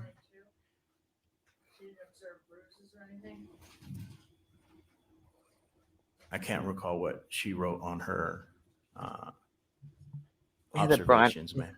another CPS I can't recall what she wrote on her observations. officer. Well, we have old bruises February 7th and hair pulled out. So what does CPS do about it then? If she would have made those observations, she would have made some kind of safety plan or safety intervention, ma'am. What did CPS do about the bruises that were there prior to February 7th? What did you do to save this child? Ma'am, Object, speculation, lack of personal knowledge. yeah. He wasn't involved in that. He came in to investigate. So January of 2021, somebody from your department, Ms. Heather Bryant, interviewed Mercedes. To your knowledge, did she do anything to protect Mercedes? I know that she was actively trying to locate Katrina Mendoza, who left that residence. She interviewed him at Homer Beltran's residence off of Caspin Point, I believe it is, You're saying it was January of 2021. in that December, January timeframe. But I was not present, ma'am, at those interviews. You were the investigator in charge of all this, right? No, ma'am. I was the No. investigator assigned to the death investigation when the death occurred. Completely on separate January, unit. or February 7th. Were you So listening? anything before that, I was not actively involved in that investigation, ma'am. But did you look into what was done before Mercedes' death? I briefly looked into it, yes, ma'am. And what is your recollection, if you have one, of when the last time CPS had an interest or interview or contact? Again, ma'am, that with January Mercedes? timeframe. And to your knowledge, what was done to protect Mercedes from that point? You need to interview I Heather do not recall Bryant. at this time, ma'am. Don't you think it's important? Yes, ma'am. Excuse me, but why don't you recall? We're talking about the death of a child. Object to argumentative. Sustained. Okay, from the beginning of your cross-examination, you did general police work when you were with Belton PD, is that right? Yes, ma'am.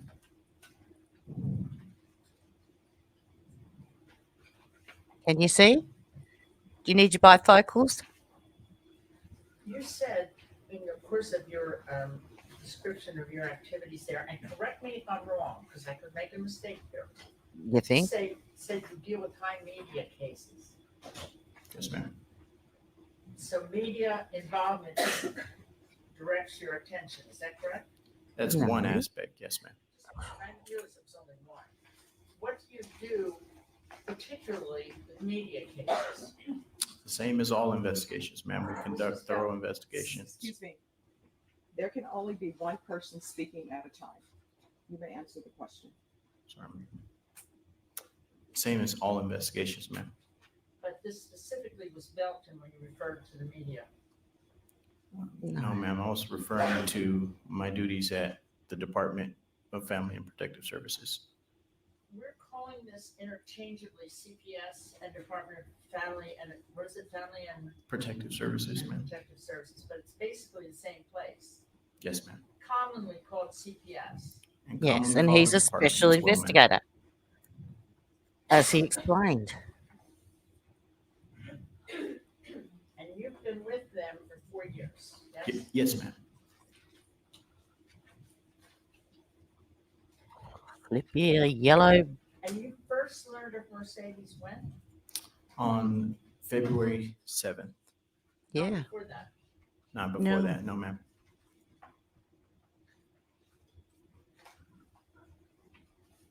Even though in January, Ms. Bryant apparently interviewed the family, including Mercedes, at Homer's house.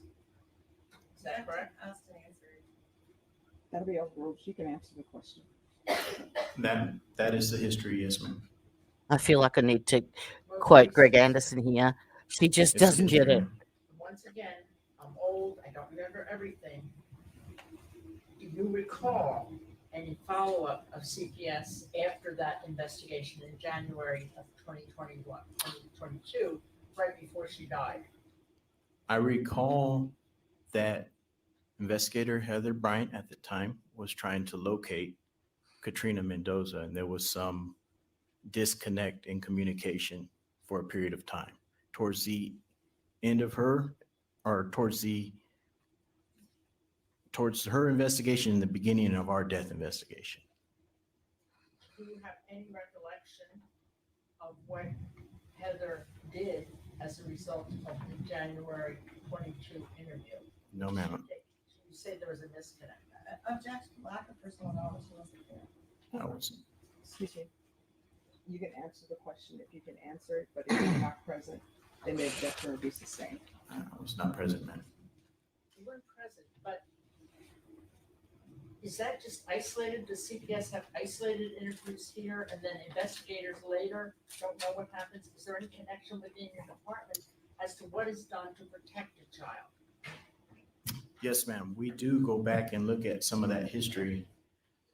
But in the beginning of a death investigation, there's a lot of things occurring right at the beginning of that death investigation. So we do go back to that historical information. But initial on that day one, I'm kind of working all those steps that I was talking about earlier, ma'am. What could have been done to stop this death investigation by CPS? Object to speculation. Speculation for man. Yes, you want to respond to her objection? In regard to speculation, how could it be speculation if you was an investigator in charge of this incident? All right, your objection is overruled. You've got a smacked ass face. The objection is You've eaten overruled. something bitter. Answer that, sir. Sit down. Ask a question again, ma'am. I'm sorry. Ma'am, would you read it back for please? Oh. Now her memory's gone. Give me strength.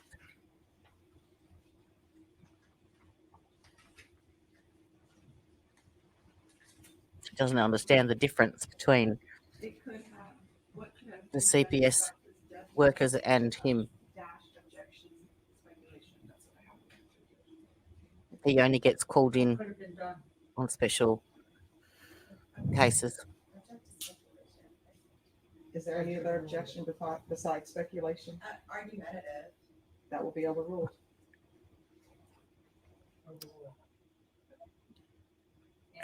As not being the primary investigator in that previous investigation, I cannot respond for that investigation. I was only working on the investigation that I was assigned to, ma'am. You have basic procedures, sir, yes? Yes, ma'am.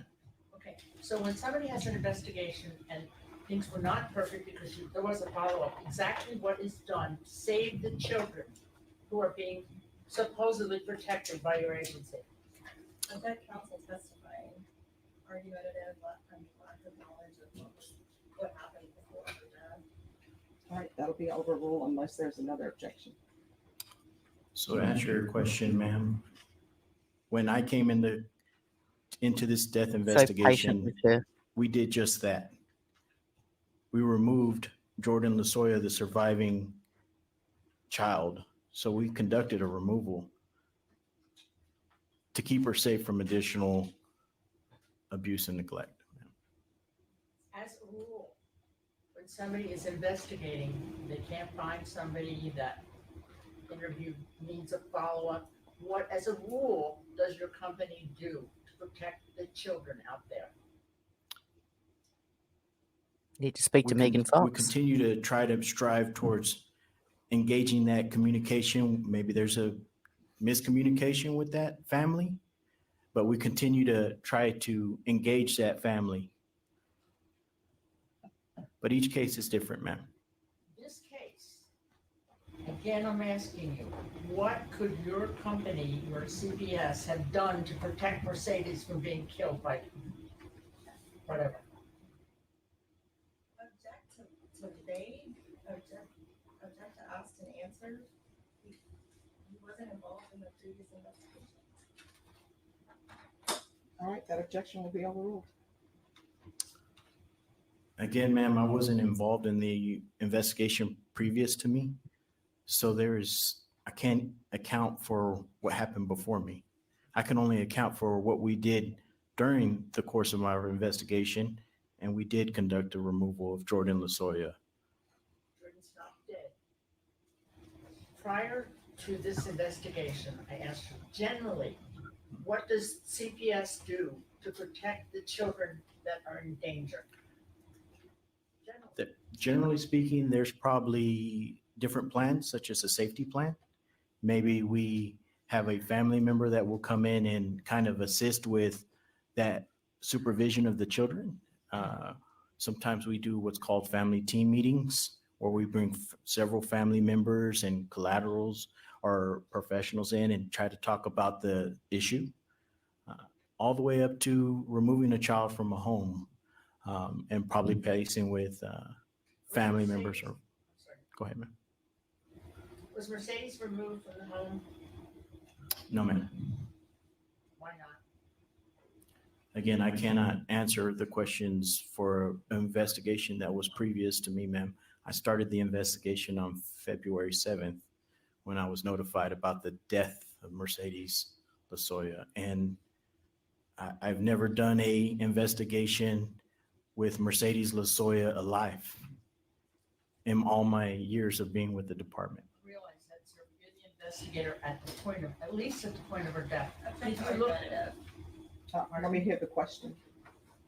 At least at the point of her death. Did you do any investigation to find out what had been done to try to prevent the death? Subject to relevance. Sustained.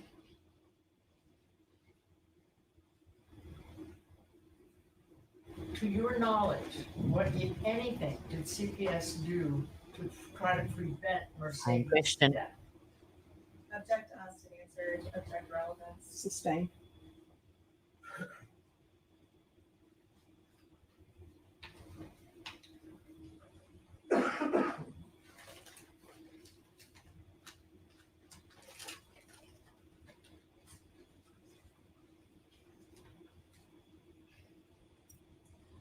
Who is in charge to follow through on cases that are being investigated?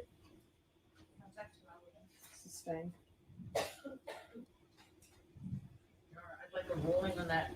I said sustained. Could I have one? Know why? It's not relevant. It's The not objection relevant? to the state's objection was objection relevance. I sustained it. Now, if you want to address as how it's relevant, the court will hear that. I'm asking. Sit your granny pants down. The objection has been made. The court has sustained it. You may ask your next question, counsel. I'm sorry, I don't understand why you ruled that it was irrelevant when we're talking about the death of a child and the follow-up of CPS. All right, the court has made its ruling. The objection from the state was relevance. If you want to respond to their relevance objection, I will hear it. Otherwise, their objection to relevance is sustained, and you can ask your next question. Sit down, Nana.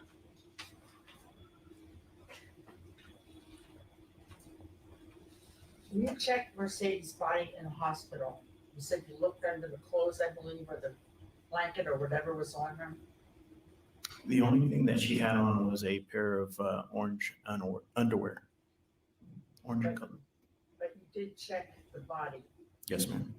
and you said there were bruises of varying degrees of age, severity, etc.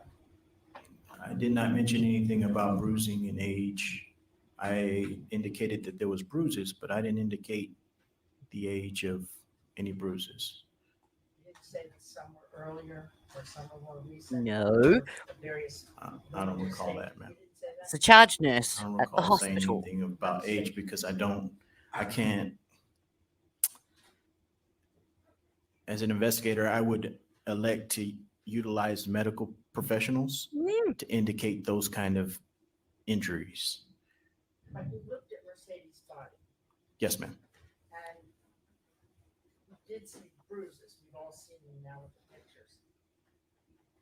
Some Yes, of ma'am. them were recent. again, I'm going to elect to have a medical personnel answer that type of question, ma'am, as I am Oh not medical God, personnel. I feel like I need to call Rob from Lauren Lumber. Some yellow or some blue or some faded. I observed that some of them appeared to look like a darker than her hue. I would say kind of like a dark grayish, black, bluish type color. Black and blue. Yes, ma'am. Okay. And with your observation, was there anything that appeared to be very recent? Object to asking if you like All right, that will be overruled. You can answer if you can answer. Object to calls for opinion. It was the rule. That'll be overruled.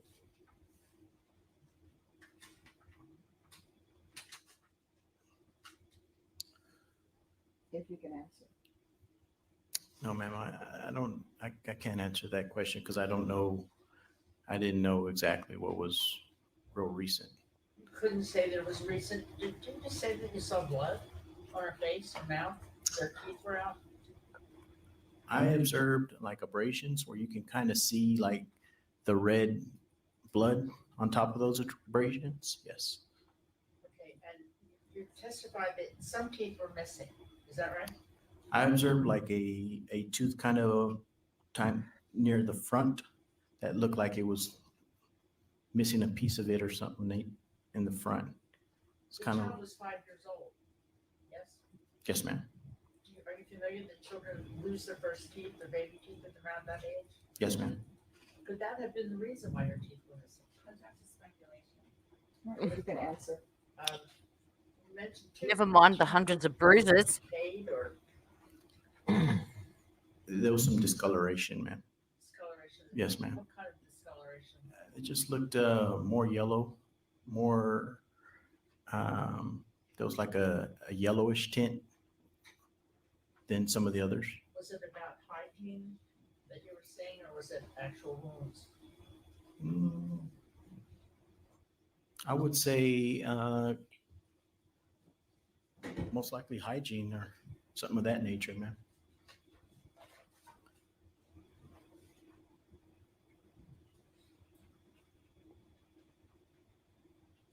And you were present at this child safe interview throughout the whole time, is that correct?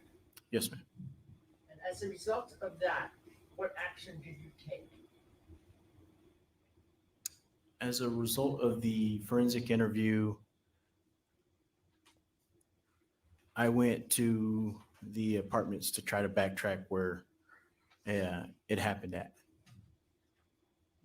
You had never been there prior to No, the ma'am. Henry B. apartments. No, ma'am.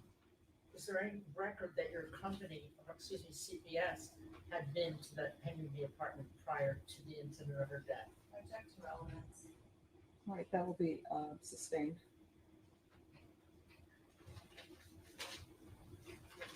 Flippity flip. Was there any indication in your records that President Bryant had been to the Henry B. apartments prior to the death of Mercedes?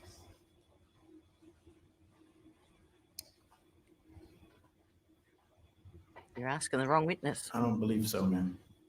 When you had your interviews with neighbors and people at Henry B.,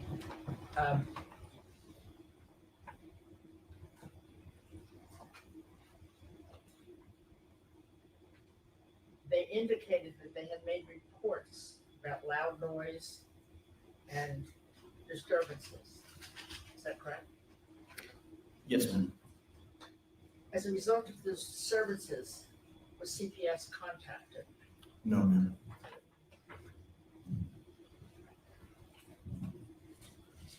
Why was it relevant for you to testify that reports had been made? Object. Sustained.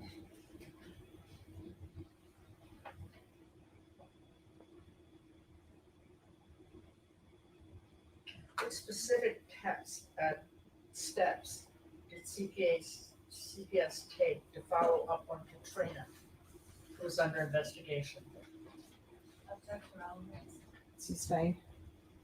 Same question, just worded differently.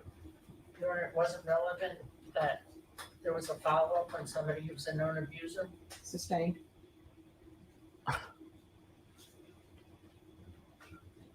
Take those comfortable shoes and walk her out of there.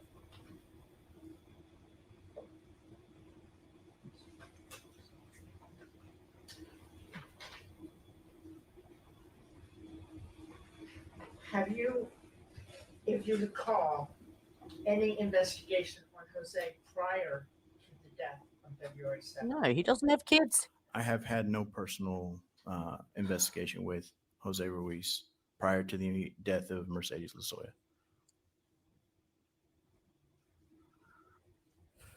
Was there any investigation that you know of into Jose on Cahill Ruiz regarding this family?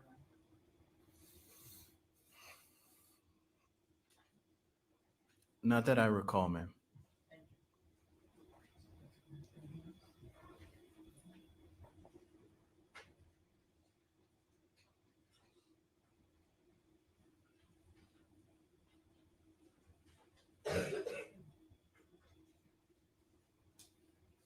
Is it true that your actual last interview with Heather Bryant was in January of 2021, not January of 2022?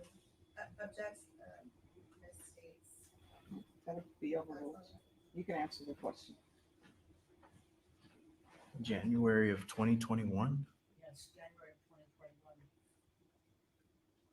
Did your records indicate that it was January of 2021, not 2022? I don't recall that, ma'am. Yes, the witness. Say, Government efforts. yes.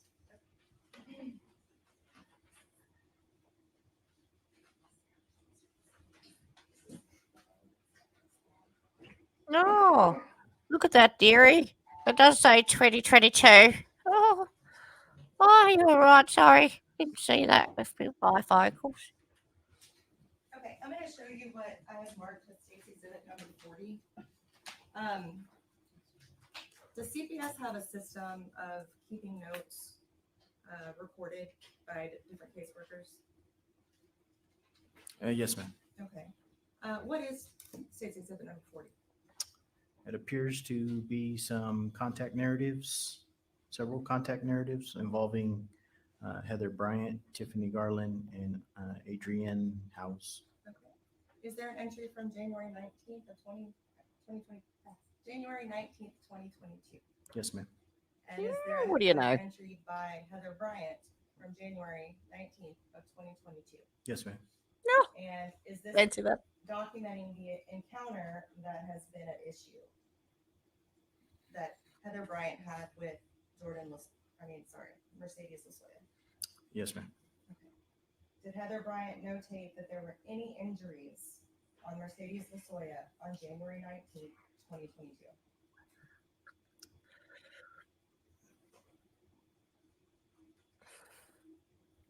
This one right here, ma'am, Oh, is for Jordan Losoya. And she doesn't notate that there's no observed marks or bruises on her.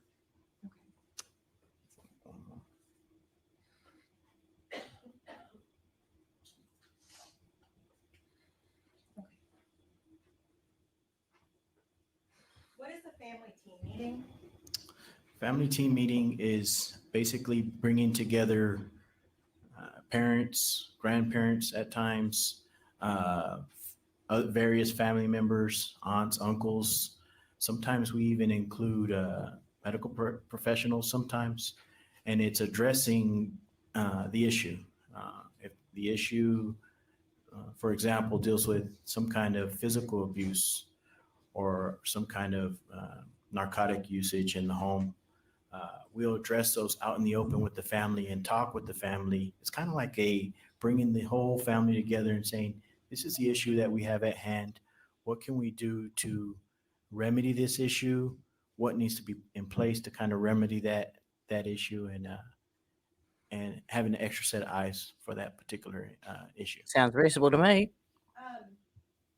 When CPS is about to close a case, would it be normal for them to have a family team?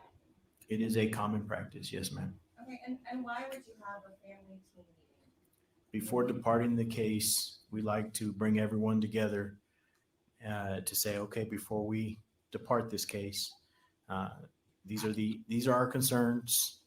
How, making sure that everybody understands those concerns and that we move forward after that.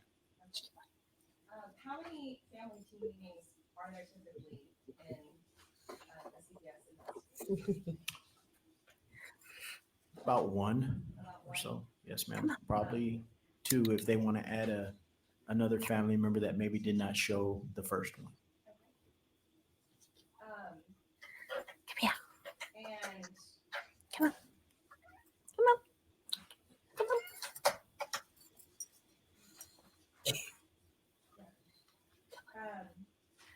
Come on. On state's exhibit number 40 that I just showed you, it looks like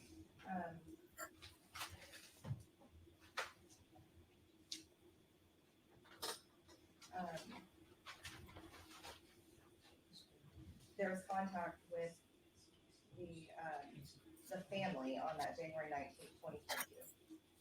Yes, ma'am. Okay. If a caseworker goes up to the house, are they going to just talk to the one child, or will they talk to both? If both children are present, they're going to see both children. Okay. Did Heather Bryant initiate a removal of Mercedes on that day? No, ma'am. In fact, she was scheduling a family team meeting for the following week. Yes, ma'am. Okay, Your Honor, may I approach the witness one more time? Yes. Okay. Felix. Yeah.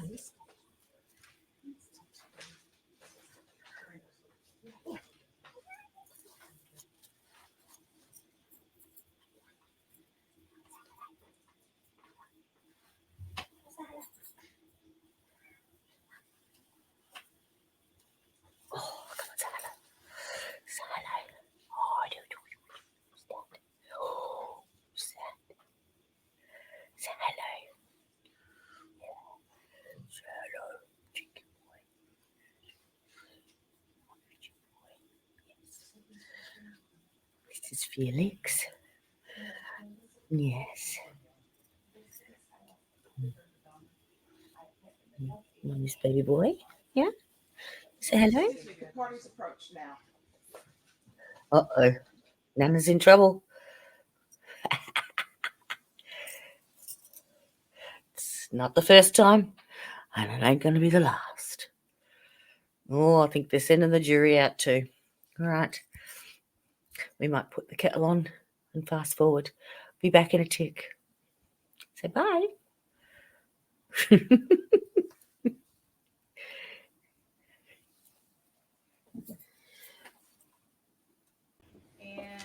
does this also document Okay. Heather Bryant's contact with the family on January 19th of 2022? Yes, ma'am. Okay. And does looking at this remind you what her contact was that day? Yes, ma'am. Okay, so on January 19th of 2022, is there any indication that Mercedes had any bruises of any sort? No, ma'am. And in fact, doesn't she document that she seems healthy and happy? Yes, ma'am. I'll pass it. As a result of that, healthy and happy, why was she trying to do the follow-up and unable to find Katrina?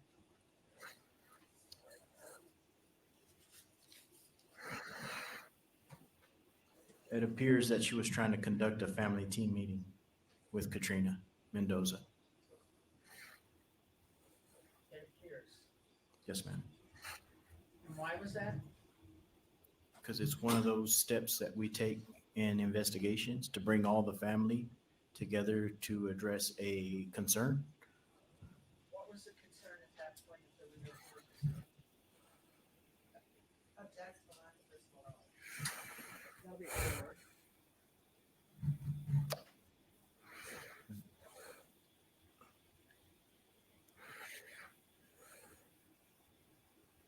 The question one more time, ma'am. Excuse me, would you please do that in silent?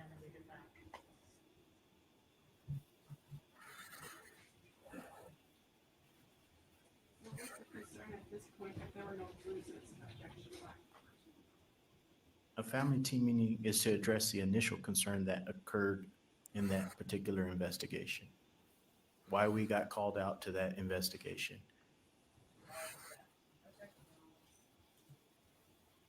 That would be overruled. In any particular investigation, we're going to address that initial concern. Now, if other concerns present themselves, we'll address those concerns as well. In this particular situation, it appears that she was happy and healthy and didn't appear to have any bruises. So it'll probably, I'm speculating, she was trying to address that first concern. However, I was not involved in that investigation with Heather Bryant. I came later on February 7th when I was called out to the death investigation of Mercedes Losoya. This happy and healthy child was dead 3 weeks after that interview. CPS did nothing to stop the death of Mercedes Losoya. Object to compound question, argumentative. In your opinion, did CPS do enough to try to save the life of Mercedes Losoya? Object to relevance. Sustained. Did CPS do anything other than what we've discussed to try to save the life of Mercedes Losoya? Objection made. Objection relevant. Sustained. Was the proper protocol used by CPS in this investigation to save Mercedes? Object to relevance. Sustained. Could CPS have done anything more to save Oh the my life God. of Mercedes Losoya? Object to speculation and object to relevance. Sustained. As an investigator, is it your requirement to be able to know things like I've been asking you? No. Objection to relevance. Sustained. Is it your job to close the case, or is it your job to help the children? Object to vague. Object to relevance. Sustained. Pass the witness. No further questions. Yes, the Is witness. this You witness want to suck on another lemon? Excuse from this. Defense. Subject to recall. All right, the rule has been invoked. What that means is you cannot discuss your testimony with anyone. You cannot view any. All right. Only persons you're allowed to speak to are attorneys for the state and the defense. Do you understand? So that brings us to the end of day one of the Jose Ruiz trial. Unfortunately, poor Mr. Anthony Adame does get recalled later on in the trial and subjected to more absolutely ridiculous nonsense questions from the geriatric gallery. So that's day one for today. So that's 2 hours and 17 minutes recap of an 8-hour day. So I don't think I've done too bad. If you like the content and have enjoyed today's video, please share, like, subscribe. Brand new channel. And it would really, really help if you enjoy watching true crime. I do intend to follow every day. The trial has been running for 7 days, and I have done all the research for all 7 days, so I plan on recording all 7 days of trial. They may not be as long as they are today. They may be longer. There is some testimony that you do need to hear, be it that from the mother and from the medical examiner, which is on day 3. So there's some interesting